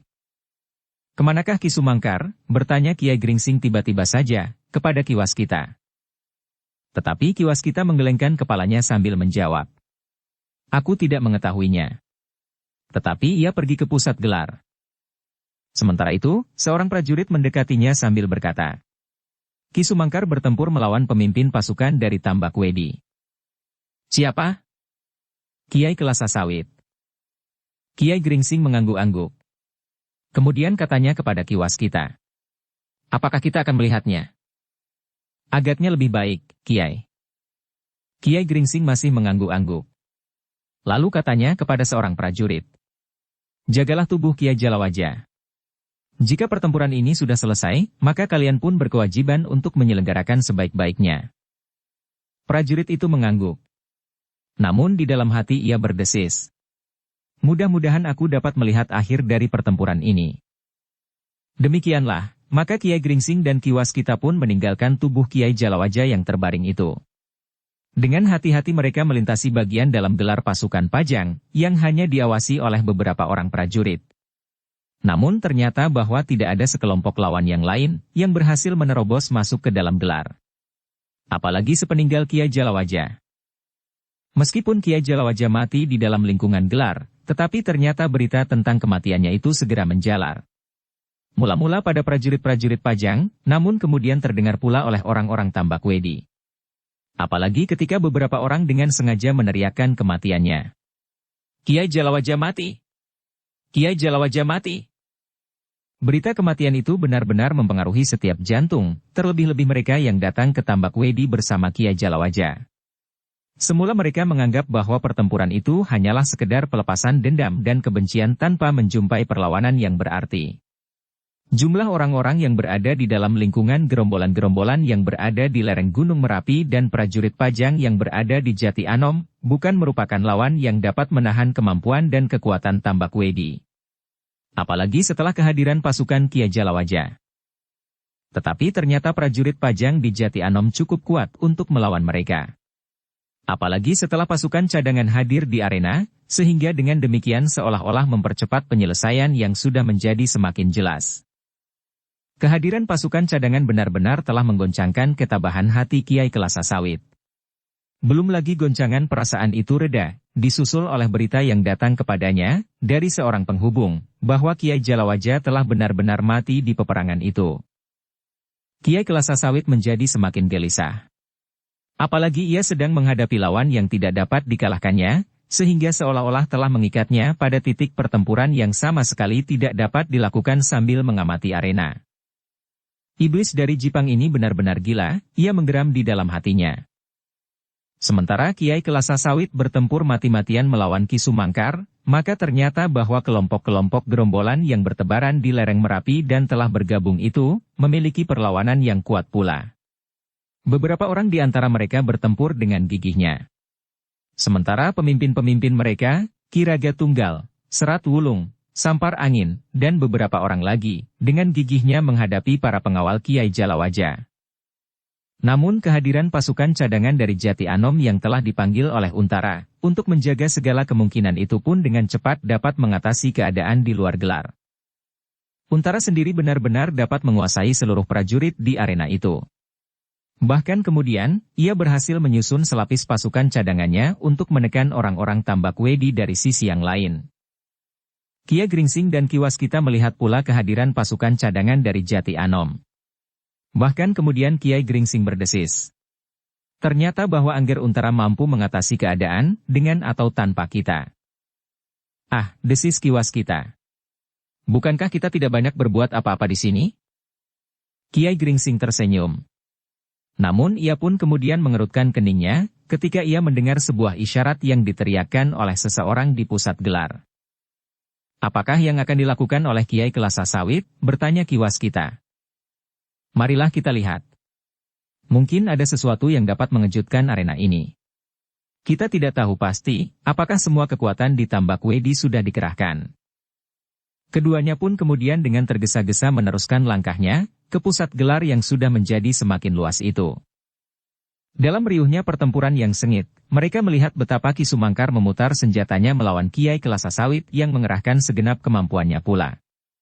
Mereka masih belum melihat perubahan apapun yang terjadi di arena itu. Masing-masing masih tetap bertempur di tempatnya.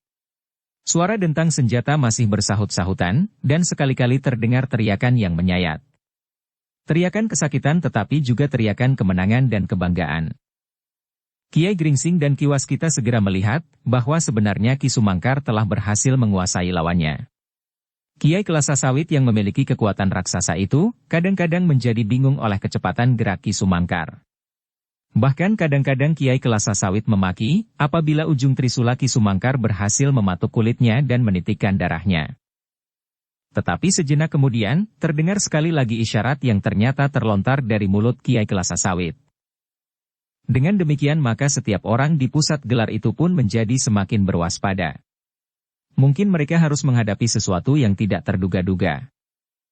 Sebenarnya lah yang terjadi telah mengejutkan prajurit-prajurit Pajang, meskipun mereka sudah bersiaga. Tiba-tiba saja arena itu menjadi kisruh. Beberapa orang pengawal Kiai Kelasa Sawit bersama-sama telah menyerang Ki Sumangkar. Namun yang lain telah membuat gerakan-gerakan yang menurut ilmu peperangan justru tidak berarti apa-apa. Beberapa orang telah berlari-larian kian kemari dengan senjata teracu-acu. Untara yang berpengalaman menghadapi gelar perang yang beraneka macam dan cara-cara yang paling aneh sekalipun, mengerutkan keningnya melihat hal itu. Namun kemudian ia pun berteriak. Jangan lepaskan Kiai Kelasa Sawit. Beberapa orang yang mendengar teriakan itu menjadi berdebar-debar. Ki Sumangkar pun menyadari bahwa dengan demikian lawannya berusaha memisahkan diri daripadanya. Selagi ia sibuk menangkis serangan dari beberapa orang sekaligus dalam kekisruhan itu, ternyata ia benar-benar telah kehilangan lawannya. Untara sendiri berusaha menusuk langsung ke dalam gerakan yang aneh itu, bersama beberapa orang perwira dan pengawal mereka. Namun rasa-rasanya jalan yang harus ditempuh menjadi buntu. Mereka harus bertempur untuk menyibakkan lawan, yang seakan-akan telah menjadi pepat di pusat gelar. Suatu cara yang bagus dari Kiai Kelasa Sawit untuk melarikan diri, gumam Sumangkar yang menjadi marah. Tetapi ia harus menghadapi beberapa orang sekaligus, yang menyerangnya dengan tiba-tiba. Baru sejenak kemudian, prajurit-prajurit Pajang sempat menyesuaikan diri. Mereka pun kemudian mengambil alih lawan yang berdesakan di sekitar Ki Sumangkar. Dengan demikian, maka pertempuran telah berpusat di pusat gelar. Tetapi saat yang pendek itu telah berhasil dipergunakan oleh Kiai Kelasa Sawit. Ternyata ia telah hilang dari arena. Seolah-olah terbenam di dalam arus pengawal-pengawalnya yang bergolak seperti ombak lautan. Kiai Gringsing dan Ki Waskita pun melihat hal itu. Sejenak mereka termangu-mangu. Bahkan Kiai Gringsing sempat bergumam. Suatu cara yang licik dari Kiai Kelasa Sawit. Agak berbeda dengan Kiai Jalawaja, sahut Ki Waskita.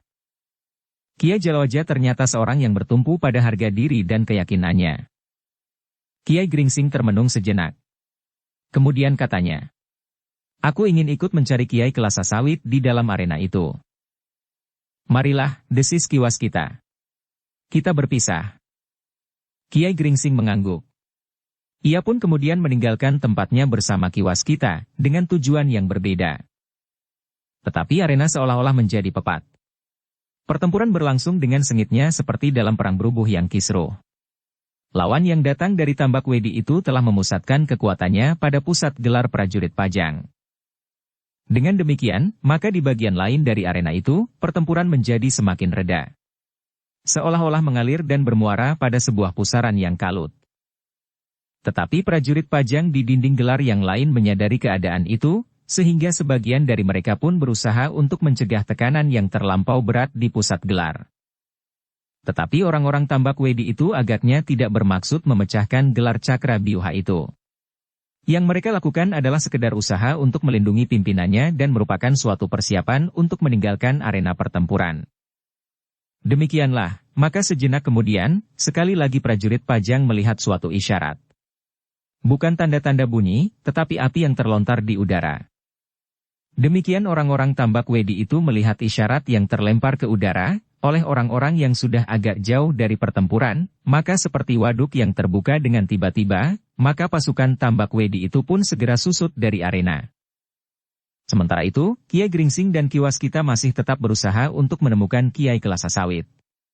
Bahkan Ki Sumangkar yang kehilangan lawannya itu pun tidak tinggal diam. Ia juga berusaha untuk mencari jejaknya. Berbeda dengan ketiga orang itu, maka Untara tidak meneruskan usahanya mencari Kiai Kelasa Sawit. Ia harus menguasai prajurit-prajuritnya, yang berusaha mendesak terus lawannya. Namun ketika lawannya kemudian berpencaran dan berlarian mencari hidup masing-masing, Untara telah mencegah pasukannya untuk mengejar terus dalam keadaan seperti itu. Bahkan kemudian jatuhlah perintahnya. Kita akan mengatur diri menghadapi orang-orang Tambak Wedi. Tetapi kalian harus menahan semua kelompok yang ada di medan ini, termasuk pimpinan mereka, Ki Raga Tunggal, Serat Wulung, Sampar Angin, dan yang lain-lain. Jangan biarkan mereka meninggalkan arena. Perintah itulah yang kemudian dijalankan oleh prajurit-prajurit Pajang. Dukung channel Novel Silat dengan subscribe, follow, like, komen dan share. Dengan demikian, maka sejenak kemudian gelar Cakra Byuha itu pun seakan-akan berkembang semakin luas dan akhirnya mencakup seluruh arena, bersama pasukan cadangan yang berada di luar gelar. Gerombolan-gerombolan di lereng Gunung Merapi, yang berhasil mendesak lawannya itu pun tidak berusaha mengejar lawan-lawan mereka. Apalagi ketika mereka pun melihat bahwa pasukan Pajang juga tidak langsung mengejarnya. Namun, mereka kemudian terkejut ketika mereka melihat gerakan prajurit-prajurit Pajang yang kemudian justru telah mengepung mereka di arena. Apa yang akan dilakukan oleh Senapati Untara, desis Ki Raga Tunggal. Gila! Apakah ia akan membinasakan kita sekarang juga, selagi arena ini sudah berbau mayat, sahut Serat Wulung. Itu adalah perbuatan gila, desis yang lain. Tetapi yang lain lagi berkata, ini adalah kesempatan yang paling baik buat Untara untuk membunuh kita semuanya. Dengan demikian, ia akan dapat mempertanggungjawabkan perbuatannya. Seolah-olah kita semuanya telah ditumpas oleh orang-orang Tambak Wedi. Baru kemudian ia datang mengusir orang-orang Tambak Wedi itu. Berbagai tanggapan telah timbul di antara gerombolan-gerombolan itu. Namun pada dasarnya mereka merasa diri mereka telah terjebak. Apakah kita akan melawan Untara? Seperti kita melawan orang-orang Tambak Wedi, desis Sampar Angin. Tetapi yang lain menggelengkan kepalanya. Katanya, tidak ada gunanya. Kita akan menyerah, apapun yang akan dilakukannya atas kita. Juga jika ia membunuh kita di sini? Menurut dugaanku, ia tidak akan melakukannya. Tetapi aku tidak tahu jika ia benar-benar menjadi gila, karena prajurit-prajuritnya jatuh menjadi korban peperangan ini. Beberapa orang di antara mereka menarik nafas dalam-dalam. Namun sebagian dari mereka di luar sadarnya telah memandang Ki Raga Tunggal yang gelisah, seolah-olah mereka menjatuhkan tuduhan, bahwa ialah yang menyebabkan semuanya itu.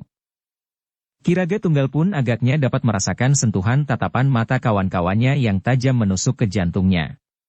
Karena itu, maka ia pun kemudian berkata dengan nada datar. Biarlah aku yang menjadi Banten.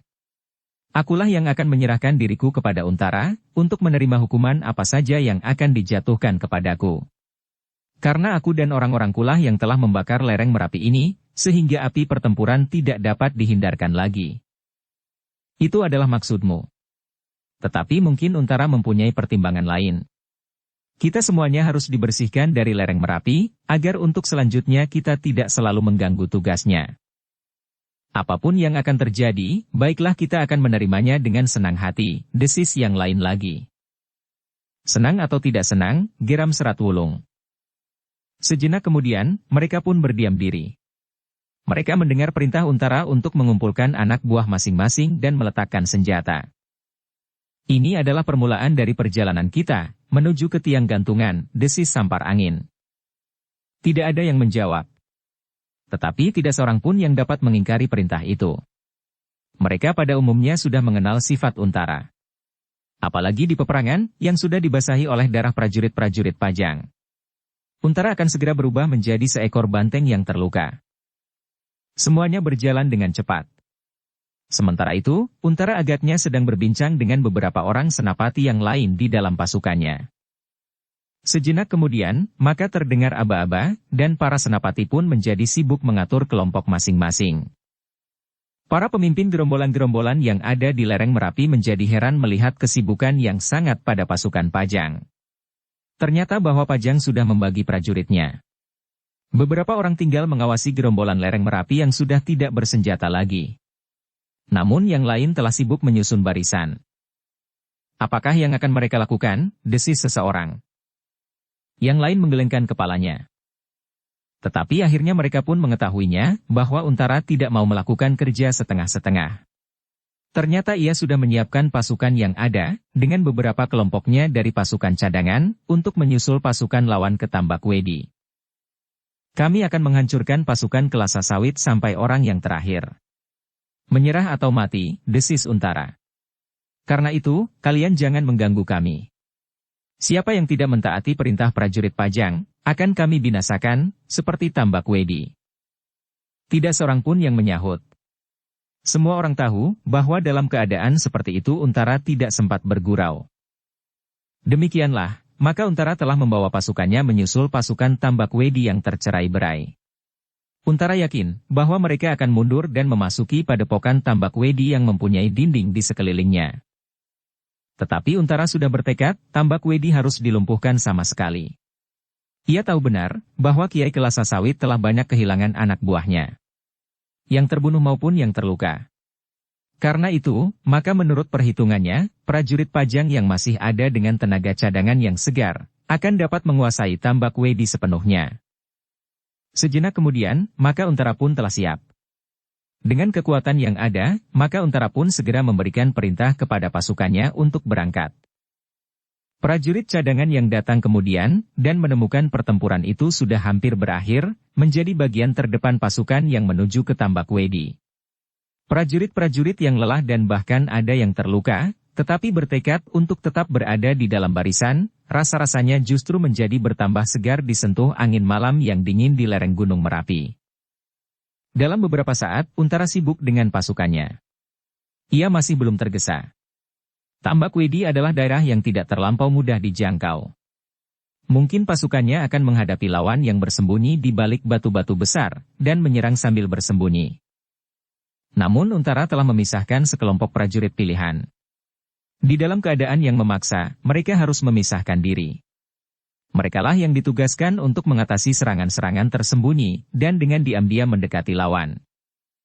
Tetapi ketika pasukan Untara sudah berjalan dengan teratur, maka Untara mulai teringat kepada 3 orang tua yang semula ada di dalam gelarnya. Ia pun kemudian bertanya kepada salah seorang senapatinya. Di manakah Kiai Gringsing, Ki Sumangkar, dan Ki Waskita? Senapati itu mengerutkan keningnya. Namun ia pun kemudian menggeleng sambil menjawab. Aku tidak melihatnya. Sejak pasukan Tambak Wedi mundur, aku tidak melihatnya lagi. Untara mengangguk-angguk. Katanya. Kita akan mencarinya nanti. Mudah-mudahan tidak terjadi sesuatu atas mereka. Mereka berhasil mengalahkan lawan masing-masing. Orang yang menyebut dirinya bernama Jalawaja dapat dibunuh oleh Kiai Gringsing, meskipun di saat terakhir nampaknya ia seperti membunuh diri. Karena Kiai Gringsing ingin menangkapnya hidup-hidup, sementara ia sudah tidak dapat berbuat apa-apa, sahut salah seorang senapatinya. Untara mengangguk-angguk pula. Tetapi ia tidak menjawab. Demikianlah, dengan cepat pasukan Pajang itu bergerak mendaki lereng Gunung Merapi, yang disambut oleh embun di gelapnya malam. Namun sejenak kemudian, nampak warna semburat merah mulai membayang di timur. Hampir fajar. Untara berdesis di dalam hatinya. Apapun waktunya, orang-orang Tambak Wedi itu harus ditangkap hidup atau mati. Mereka akan menjadi ulat yang selalu mengganggu kesuburan dan ketenangan Pajang untuk selamanya. Karena itu, Untara mempercepat gerak pasukannya. Sebelum fajar ia berniat sudah mengepung padepokan Tambak Wedi yang berdinding batu di seputarnya. Dalam pada itu, selagi pasukan Pajang bergerak semakin cepat memanjat lereng Merapi, maka Ki Sumangkar yang kehilangan lawannya menggeram dengan marah. Ia sadar bahwa dalam gerak yang kacau, sesaat setelah terdengar isyarat dari Kiai Kelasa Sawit, maka pemimpin pasukan Tambak Wedi itu berhasil melepaskan dirinya dan lari menjauhi arena. Baru setelah agak jauh, ia melontarkan isyarat berikutnya, agar orang-orangnya pun meninggalkan arena pula. Sejenak Ki Sumangkar termangu-mangu.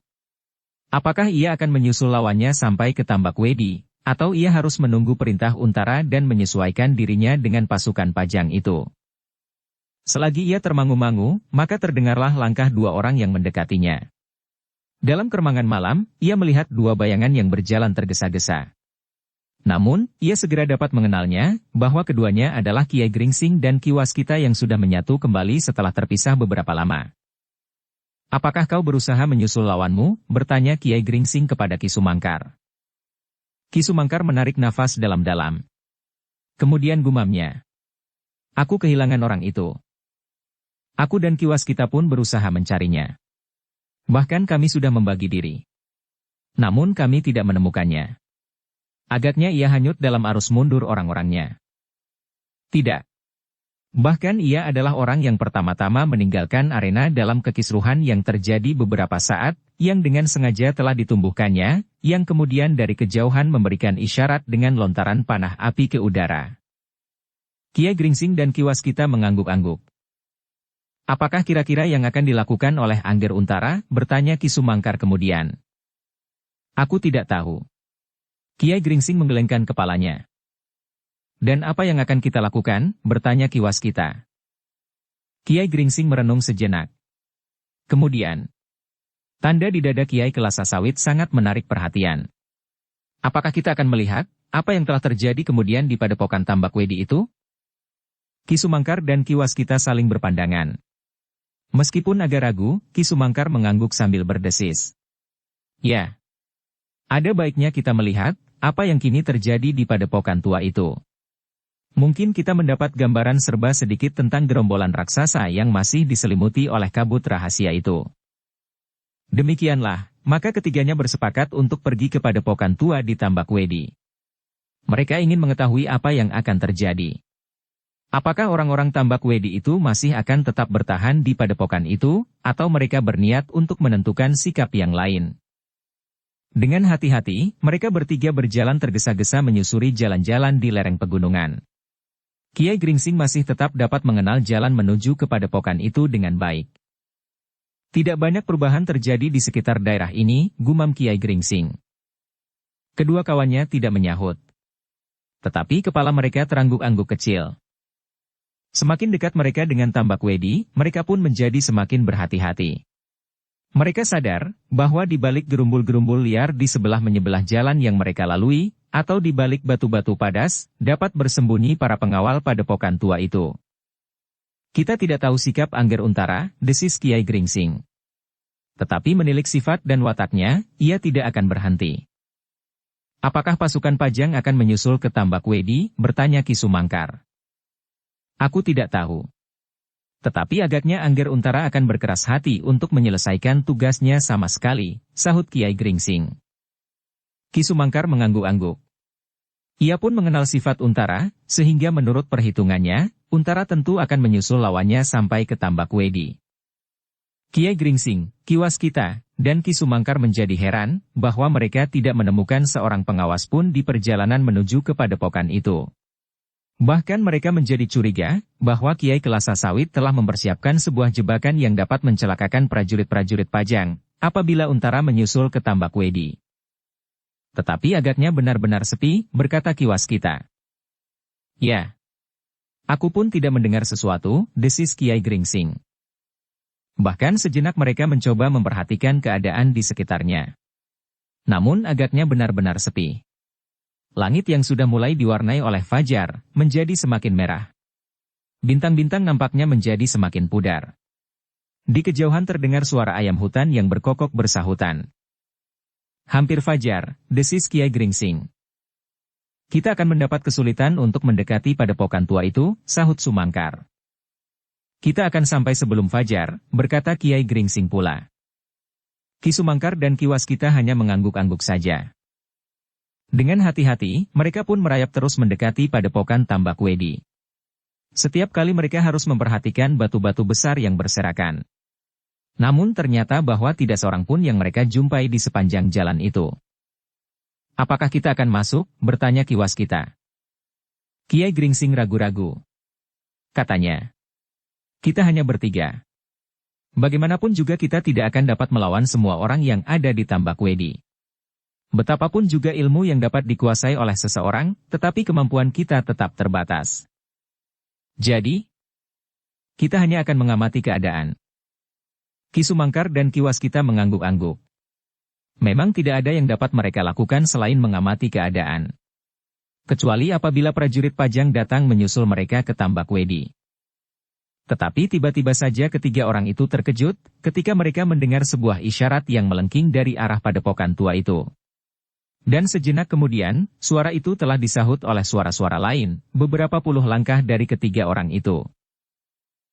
Desis Ki Sumangkar. Hampir saja kita sampai ke tempat yang mereka awasi. Ya. Tetapi kita akan dapat melihat mereka, sahut Kiai Gringsing. Atau kitalah yang dapat mereka lihat. Kiai Gringsing tersenyum. Tetapi ia pun kemudian berkata, "Isyarat apakah yang kita dengar itu?" "Entahlah. Marilah kita mendekati padepokan itu. Tetapi kita memang tidak seharusnya melalui jalan ini. Tentu pada suatu tempat kita akan dapat dilihat oleh para penjaga itu." "Kita akan menerobos belukar?" bertanya Ki Waskita. "Ya."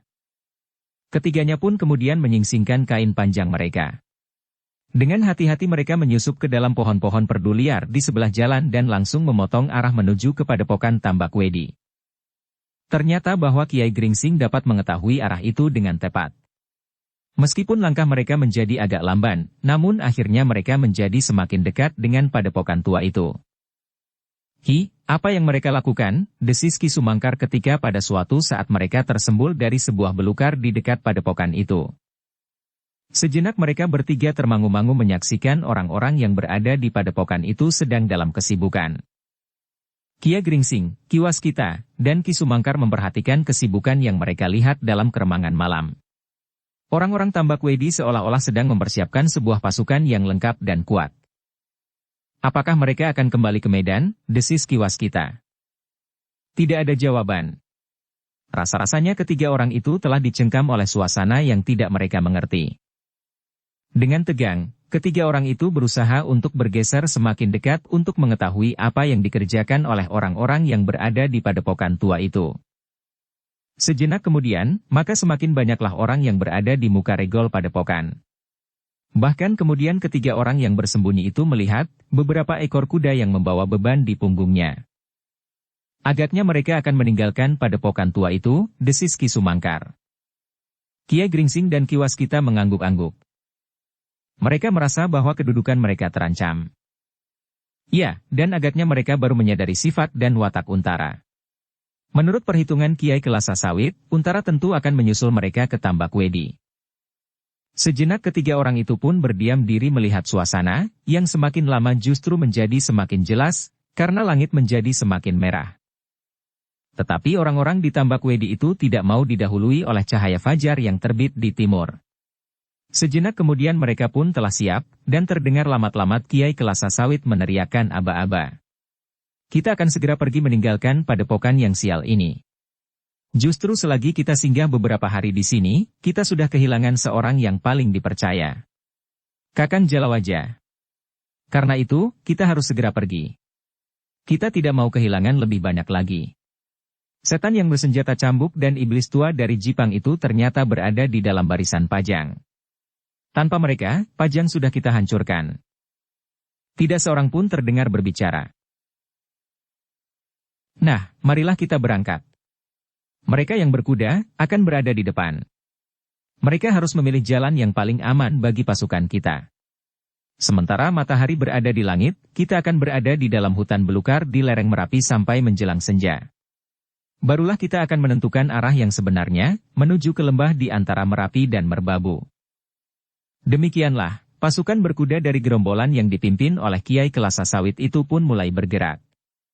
Satu-satu, mereka melintas tidak terlampau jauh dari Kiai Gringsing dan kedua kawannya, sehingga ketiga orang tua itu harus menahan nafas, agar desahnya tidak terdengar oleh orang-orang yang sedang lewat itu. Apalagi jika di antara mereka mempunyai ilmu yang dapat mempertajam pendengaran. Ilmu Sabta Pangrungu. Tetapi tidak seorang pun yang berpaling. Sampai saatnya pimpinan pasukan itu lewat di hadapan ketiga orang itu. Namun rasa-rasanya ketiga orang itu justru telah dicengkam perasaan masing-masing, ketika mereka melihat Kiai Kelasa Sawit berjalan dengan senjata telanjang di antara beberapa orang pengawal pilihan. Di mukanya berjalan tiga orang yang bertubuh raksasa, yang tidak dijumpai di medan perang yang baru saja terjadi. Agaknya ketiga orang itu tidak ikut serta bersama pasukan Kiai Kelasa Sawit maupun Kiai Jalawaja. Yang rasa-rasanya telah membekukan darah ketiga orang-orang tua yang berada di balik gerumbul liar di pinggir jalan itu, adalah seseorang yang berjalan di hadapan tiga orang raksasa itu. Seorang yang berjalan sambil membawa sebuah senjata yang diselubungi oleh sehelai kain putih.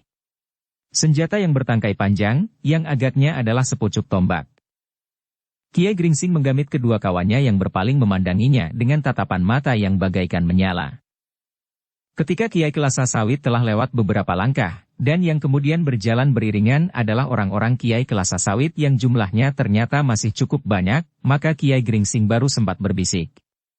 "Kau lihat tombak itu?" "Mencurigakan sekali," desis Ki Sumangkar. "Apakah tombak itu yang hilang dari Mataram?" bertanya Ki Waskita. Kiai Gringsing menarik nafas dalam-dalam. Sejenak ia menimbang-nimbang apakah yang dapat dilakukannya. "Kita tidak akan dapat merebutnya sekarang," desis Kiai Gringsing. "Jika saja pasukan Pajang bergerak ke Tambak Wedi sebelum mereka meninggalkan padepokan ini." "Kiai," berkata Ki Waskita, "apakah sebaiknya aku mencoba membuat permainan, agar mereka menjadi bingung dan memberikan kesempatan kepada kita untuk mengambil tombak itu? Apakah kau yakin bahwa beberapa orang di sekitar tombak itu dapat kita kelabui dengan bentuk semu?" Ki Waskita termangu-mangu. Kemudian ia berdesis. Agaknya para pengawal khusus itu bukanlah orang kebanyakan. Tentu mereka tidak akan dapat kita bingungkan dengan bentuk-bentuk semu. Dan kita tidak tahu pasti berapa jumlah orang yang memiliki kelebihan seperti Kiai Kelasa Sawit dan Kiai Jalawaja. Orang-orang yang bertubuh raksasa itu pun harus diperhitungkan. Demikian juga agaknya sekelompok orang yang bersenjata telanjang di belakang Kiai Kelasa Sawit. Kiai Gringsing masih sempat pula berdesis. Agak berbeda dengan orang-orang yang membawa pusaka yang lain menyeberang Kali Praga. Mereka berusaha dengan diam-diam tanpa diketahui oleh siapapun bergeser ke barat. Tetapi pusaka yang sebuah lagi agaknya telah dikawal oleh kekuatan segelar sepapan. Kedua kawannya hanya mengangguk-angguk saja. Dalam pada itu, iring-iringan itu berjalan terus, semakin lama semakin cepat. Mereka ingin melenyapkan diri ke dalam lebatnya hutan di lereng Gunung Merapi sebelum matahari terbit di timur, agar tidak akan dapat disusul oleh prajurit Pajang yang ternyata cukup kuat pula. Dalam keraguan-raguan itulah Kiai Gringsing menjadi semakin gelisah. Rasa-rasanya ingin ia mengikuti iring-iringan itu sampai ke tempat yang mungkin dapat dikenalnya. Memang bukan pekerjaan yang dapat diselesaikan dalam 1-2 hari. Tetapi mungkin sepekan 2 pekan, bahkan dengan menghadapi kemungkinan-kemungkinan pahit. Tetapi jika kemudian sekilas teringat olehnya, bahwa muridnya harus segera melakukan upacara perkawinan, maka ia pun menjadi kecewa. "Aku menjadi bingung," desis Kiai Gringsing. "Kesempatan ini seharusnya dapat kita pergunakan untuk mengetahui arah jengkernya pusaka itu dari Mataram." "Kita akan mengikutinya," berkata Ki Sumangkar. "Tetapi di dalam waktu dekat, Suandaru akan melangsungkan perkawinannya. Dan aku adalah orang yang mungkin diperlukan." Ki Sumangkar dan Ki Waskita mengangguk-angguk. Dan meskipun dengan ragu-ragu, Ki Waskita bertanya, "Apakah Kiai sependapat, jika aku pergi mengikuti iring-iringan itu?" Kiai Gringsing mengerutkan keningnya. Katanya kemudian, "Itu adalah suatu pekerjaan yang sangat berbahaya. Tentu Ki Waskita dapat memperhitungkan akibat apakah yang dapat terjadi jika pada suatu saat Ki Waskita diketahui oleh mereka." "Aku adalah seorang yang memiliki kemampuan berlari cepat," jawabnya sambil tersenyum. Tetapi Kiai Gringsing menggeleng. "Tidak, Ki Waskita. Kita masih mempunyai perhitungan yang wajar. Bahwa jiwa seseorang tidak dapat dikorbankan begitu saja. Dan bukankah putramu sedang menunggu pula di sangkal putung? Bagaimana dengan aku? Bertanya Ki Sumangkar. Aku kira, pekerjaan itu akan sia-sia saja, Adi. Adalah sulit sekali untuk mengikuti sepasukan yang kuat seperti pasukan Kiai Kelasa Sawit itu. Namun setidak-tidaknya kita sudah dapat melihat, bahwa orang yang bernama Kiai Kelasa Sawitlah yang mendapat tugas untuk menyingkirkan Kanjeng Kiai Pleret. Itu pun jika dugaan kita benar, bahwa tombak itu adalah Kanjeng Kiai Pleret. Aku kira tidak salah lagi, bahwa tombak itu adalah Kanjeng Kiai Pleret. Tetapi aku pun sependapat, bahwa hampir tidak ada gunanya untuk mengikuti pasukan yang akan berjalan untuk waktu yang tidak diketahui dan arah yang tidak diketahui pula. Namun mungkin ada cara lain untuk mengetahui, kemanakah iring-iringan itu pergi. Kiai Gringsing mengerutkan keningnya. Dengan nada datar ia bertanya. Cara apakah yang kau maksudkan? Jika Kiai setuju, aku akan mengikuti jejaknya. Tidak terlalu dekat dengan pasukannya. Mereka tentu akan berhenti di suatu tempat. Seperti Tambak Wedi, jawab Kiai Gringsing. Yang 1-2 hari akan mereka tinggalkan lagi. Ki Sumangkar menarik nafas dalam-dalam. Katanya. Ya. Agaknya memang tidak banyak gunanya mengikuti mereka. Karena itu, biarlah mereka pergi. Pada suatu saat kita akan menemui lagi Kiai Kelasa Sawit dengan pasukan segelar sepapan. Tidak dengan pasukan Pajang, tetapi dengan pasukan Mataram, berkata Kiai Gringsing seolah-olah kepada dirinya sendiri. Ki Sumangkar dan Ki Waskita mengangguk-angguk. Mereka pun kemudian menyadari bahwa yang kehilangan adalah Mataram.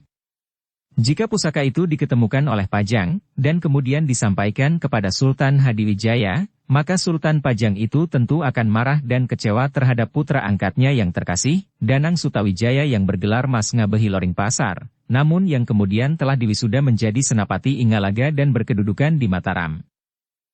Nah, sebaiknya kita sekarang menentukan sikap yang lain, berkata Kiai Gringsing. Apa yang akan kita lakukan? Padepokan itu tentu sudah kosong. Marilah kita melihat, apa yang tertinggal di dalamnya. Ketiga orang itu pun kemudian muncul dari balik gerumbul. Orang terakhir dari pasukan Tambak Wedi sudah lewat, dan hilang di tikungan. Sementara langit menjadi semakin terang oleh cahaya fajar. Ketiga orang tua itu pun kemudian mendekati padepokan Tambak Wedi. Pintu itu nampak, bahwa Tambak Wedi memang sudah sepi sekali. Tidak nampak lagi seorang pun yang tinggal di dalam lingkungan dinding batu itu. Padepokan itu sudah kosong, desis Ki Waskita. Padepokan itu cukup luas, berkata Kiai Gringsing. Hampir seperti sebuah padukuhan kecil. Sebatang sungai mengalir melalui terowongan di bawah dinding, membelah padepokan itu. Kiai mengenal padepokan ini dengan baik. Aku pernah memasuki padepokan ini lewat terowongan air itu. Ki Waskita mengangguk-angguk. Sementara mereka pun kemudian memasuki regol yang terbuka itu. Tambak Wedi memang sudah kosong. Tidak ada lagi seorang pun yang nampak di dalamnya.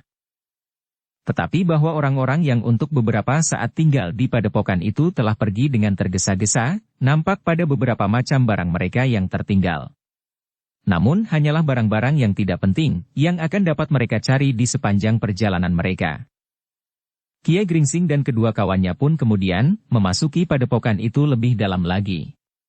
Mereka menemukan beberapa karung barang-barang yang agaknya tidak sempat dibawa. Tetapi barang-barang itu pun bukan merupakan barang penting bagi Kiai Kelasa Sawit, meskipun agaknya barang-barang itu mempunyai nilai yang cukup mahal.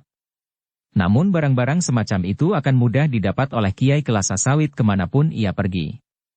Karena barang-barang itu tentu hasil yang mereka peroleh dari kekerasan. Merampok, menyamun, dan tindakan-tindakan lain serupa itu, dengan dalih dana bagi perjuangan mereka, seperti yang dialami oleh ketiga orang tua itu di jalan ke Sangkal Putung. Namun Kiai Gringsing, Ki Sumangkar dan Ki Waskita menarik nafas dalam-dalam, ketika mereka melihat beberapa sosok mayat yang terbaring di lantai pendapa padepokan itu. Agaknya mereka adalah orang-orang yang terluka yang sempat mereka bawa mundur, tetapi ternyata nyawanya sudah tidak tertolong lagi. Kiai Gringsing mendekati mereka itu, meskipun masih harus dengan hati-hati. Kiai Kelasa Sawit tidak sempat mengubur mereka, desis Ki Waskita. Ya. Benar-benar tidak sempat. Ki Sumangkar yang mendekat pula, telah memungut sebuah bindi di dekat sesosok mayat yang agaknya belum terlalu lama meninggal. Pada bindi itu ia melihat pahatan seekor kelelawar dengan sayap yang mengembang. Tidak salah lagi, desis Ki Sumangkar. Sadar atau tidak sadar, maka pahatan kelelawar itu tentu ada sangkut pautnya dengan gerombolan ini. Kiai Gringsing dan Ki Waskita mengangguk-angguk. Namun tiba-tiba mereka terkejut ketika mereka mendengar suara seseorang yang sedang merintih. Dengan tergesa-gesa mereka menerobos pintu peringgitan, meskipun mereka sama sekali tidak meninggalkan kewaspadaan. Di ruang dalam, mereka bertiga melihat beberapa orang lagi yang terbaring. Bahkan ada di antara mereka yang agaknya masih hidup. Tetapi ada pula yang sudah tidak tertolong lagi. Dengan naluri yang ada di dalam dirinya sebagai seorang dukun, maka Kiai Gringsing pun segera menolong mereka yang masih hidup. Bersama Ki Sumangkar dan Ki Waskita, maka mereka pun telah menyisihkan 3 orang di antara mereka yang terbaring diam. Air, desis salah seorang dari ketiga orang itu. Dengan cekatan Ki Waskita pun telah mengambil air ke sumur di belakang rumah itu. Namun dengan berdebar-debar ia melihat sesosok mayat lagi di dekat sumur itu. Ki Waskita menarik nafas dalam-dalam. Lebih dari 10 orang yang berhasil dibawa mundur oleh orang-orang Kiai Kelasa Sawit. Bahkan mungkin masih ada di antara mereka yang terluka ikut meninggalkan padepokan ini. Mungkin mereka adalah orang-orang yang berkuda di dalam pasukan itu, desis Ki Waskita di dalam hatinya. Ketika ia kemudian masuk kembali ke dalam rumah itu dengan membawa air pada sebuah mangkuk tanah yang diketemukannya di dalam rumah itu pula, ia melihat Kiai Gringsing sudah mulai mencoba mengobati luka-luka orang itu. Titik-titik air itu agaknya membuat ketiga orang yang terluka itu menjadi segar. Biarlah mereka hidup, berkata Kiai Gringsing di dalam hatinya. Selain tugas kemanusiaan, maka mereka akan dapat memberikan sedikit cerita tentang gerombolannya. Namun dalam pada itu, selagi Kiai Gringsing dan kedua kawannya berusaha menyelamatkan nyawa ketiga orang itu, terdengar derap kaki kuda di luar padepokan. Karena itu, sejenak mereka termangu-mangu. Namun sejenak kemudian mereka pun telah meloncat berdiri dan bersiaga menghadapi segala kemungkinan. Kita keluar lewat pintu belakang. Mungkin sekelompok orang-orang Kiai Kelasa Sawit kembali untuk mengambil sesuatu yang tertinggal, yang dianggapnya cukup berharga. Demikianlah, ketiganya dengan hati-hati keluar lewat pintu belakang. Sejenak mereka mengawasi keadaan. Namun ternyata beberapa ekor kuda itu masih berada di luar regol. Siapakah mereka? Bertanya Ki Sumangkar ragu-ragu. Tentu bukan orang-orang Kiai Kelasa Sawit. Ki Waskita termenung sejenak. Ia melihat sekilas seekor kuda yang bergerak di depan pintu gerbang. Tetapi sejenak kemudian, kuda itu telah hilang. Perlahan-lahan Ki Waskita berdesis. Aku melihat seorang prajurit. Kiai Gringsing menarik nafas dalam-dalam. Katanya. Jika demikian, maka dugaan kita benar. Ternyata Angger Untara benar-benar Angger Untara seperti yang kita bayangkan. Prajurit Pajang telah menyusul ke padepokan ini, sambung Ki Sumangkar. Sayang, agak terlambat. Marilah kita temui mereka, berkata Kiai Gringsing. Ketiganya pun kemudian berjalan ke regol. Pada saat yang bersamaan, ia melihat beberapa ekor kuda yang berlari-larian di depan pintu gerbang. Dan sejenak kemudian, sebuah iring-iringan pasukan segelar sepapan yang menebar. Tetapi pasukan itu tidak segera mengepung padepokan Tambak Wedi. Agaknya Angger Untara sudah mendapat laporan bahwa padepokan ini telah kosong, desis Kiai Gringsing. Ki Sumangkar dan Ki Waskita mengangguk-angguk. Untara memang bukan baru sejak kemarin sore menjadi seorang prajurit. Ia adalah seorang senapati yang mempunyai perhitungan yang masak, selain seorang yang mampu bertindak tegas dan cepat.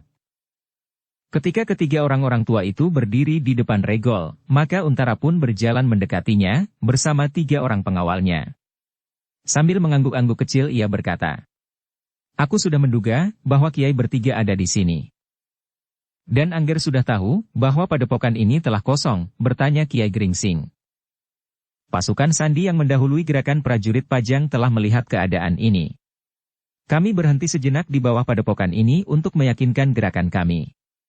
Tetapi ternyata bahwa padepokan ini telah kosong. Mereka meninggalkan padepokan ini beberapa saat menjelang fajar, berkata Kiai Gringsing kemudian. Aku masih sempat melihatnya. Tetapi aku tidak dapat berbuat apa-apa. Ternyata pasukan yang berada di Tambak Wadi ini memang benar-benar kuat. Seorang pemimpin mereka telah Kiai bunuh. Ia membunuh diri. Tetapi agaknya masih ada 3-4 orang lagi di padepokan ini. Mereka tidak mengikuti gerakan pasukannya turun untuk menghancurkan kelompok-kelompok kecil di lereng Merapi. Untara menggeram. Mereka tentu akan membuat onar di tempat lain. Aku harus segera membuat laporan ke Pajang dan menghubungi senapati di daerah lain, di sekitar daerah ini. Ada baiknya, anak mas. Sekarang, sebaiknya anak mas melihat-lihat apa saja yang ditinggalkan oleh orang-orang Tambak Wedi selain beberapa sosok mayat. Mayat? Ya.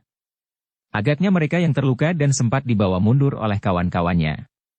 Tetapi nyawanya ternyata sudah tidak tertolong lagi. Meskipun demikian, masih ada beberapa di antara mereka yang hidup. Tidak banyak artinya. Hanya pemimpin-pemimpin mereka sajalah yang mengetahui serba sedikit tentang gerakan mereka itu. Yang lain adalah orang-orang yang berada sepenuhnya di bawah perintah. Kiai Gringsing mengangguk-angguk. Tetapi ia berkeinginan untuk mengajukan beberapa pertanyaan kepada mereka tentang tombak pusaka itu, meskipun agaknya mereka juga tidak banyak mengetahuinya. Namun dalam pada itu, Untara pun kemudian membawa beberapa orang pengawal memasuki padepokan Tambak Wedi yang sudah tua itu. Dengan teliti, ia memeriksa semua yang tersisa. Barang-barang yang tidak terbawa dan beberapa sosok mayat. Sedangkan yang masih hidup, langsung berada di bawah pengawasannya dan menjadi tawanan perang. Mayat-mayat itu harus dikuburkan, berkata Untara kepada para pengawalnya, yang kemudian memanggil beberapa orang prajurit untuk melakukannya. Mereka tidak sempat membawa mayat-mayat itu ke kuburan. Karena itu, maka mayat-mayat itu dikuburkan saja di halaman belakang dari padepokan Tambak Wedi yang tua itu. Tidak ada yang perlu aku kerjakan lagi di sini, Kiai, berkata Untara. Aku menyesal bahwa aku terlambat. Dan aku tidak akan dapat mengikuti tujuan mereka yang tidak pasti. Mereka tentu akan membelit Gunung Merapi dan menghilangkan jejak di dalam hutan yang lebat. Karena itu, aku kira tidak akan banyak gunanya sekarang untuk menyusul mereka. Tetapi aku akan membuat laporan terperinci. Ketiga orang tua itu pun mengangguk-angguk. Aku akan segera kembali ke Jati Anom, berkata Untara selanjutnya. Aku masih harus mengurus gerombolan-gerombolan kecil yang sudah aku lucuti senjatanya. Ketiga orang tua itu hampir berbareng berdesis. Aku sudah memerintahkan agar mereka meletakkan senjata. Mumpung waktunya tepat. Jika aku tidak bertindak sekarang, maka aku tidak akan mendapat kesempatan lagi, secepatnya untuk melucuti mereka dan menahan beberapa orang pemimpinnya. Apakah yang akan Angger lakukan? Aku harus mendapatkan keterangan yang lengkap dari setiap kelompok. Aku harus tahu betul setiap nama, setiap tempat tinggal, dan ciri-ciri yang ada pada mereka, sehingga dengan mudah aku dapat menguasainya, jika mereka melanggar perintah-perintahku. Apakah para pemimpinnya akan menjalani hukuman? Aku akan memikirkannya. Tetapi aku belum mengambil keputusan ke arah itu. Agaknya aku masih condong pada memberikan peringatan keras dan yang terakhir. Kiai Gringsing, Ki Sumangkar, dan Ki Waskita mengangguk-angguk. Mereka kenal sikap Untara sebaik-baiknya. Juga terhadap gerombolan itu, ketiga orang tua itu dapat mengerti bahwa Untara harus mempergunakan kesempatan yang sebaik-baiknya. Demikianlah, maka prajurit Pajang itu pun segera mempersiapkan diri untuk meninggalkan padepokan itu. Semua yang dapat mereka bawa sebagai bahan penyelidikan lebih lanjut telah mereka siapkan. Barang-barang yang tertinggal dan orang-orang yang masih hidup. Beberapa jenis senjata dan barang-barang yang agaknya diperoleh dengan jalan kekerasan. Bersambung ke bab 185. Dukung kami dengan subscribe, follow, like, komen dan share. Terima kasih.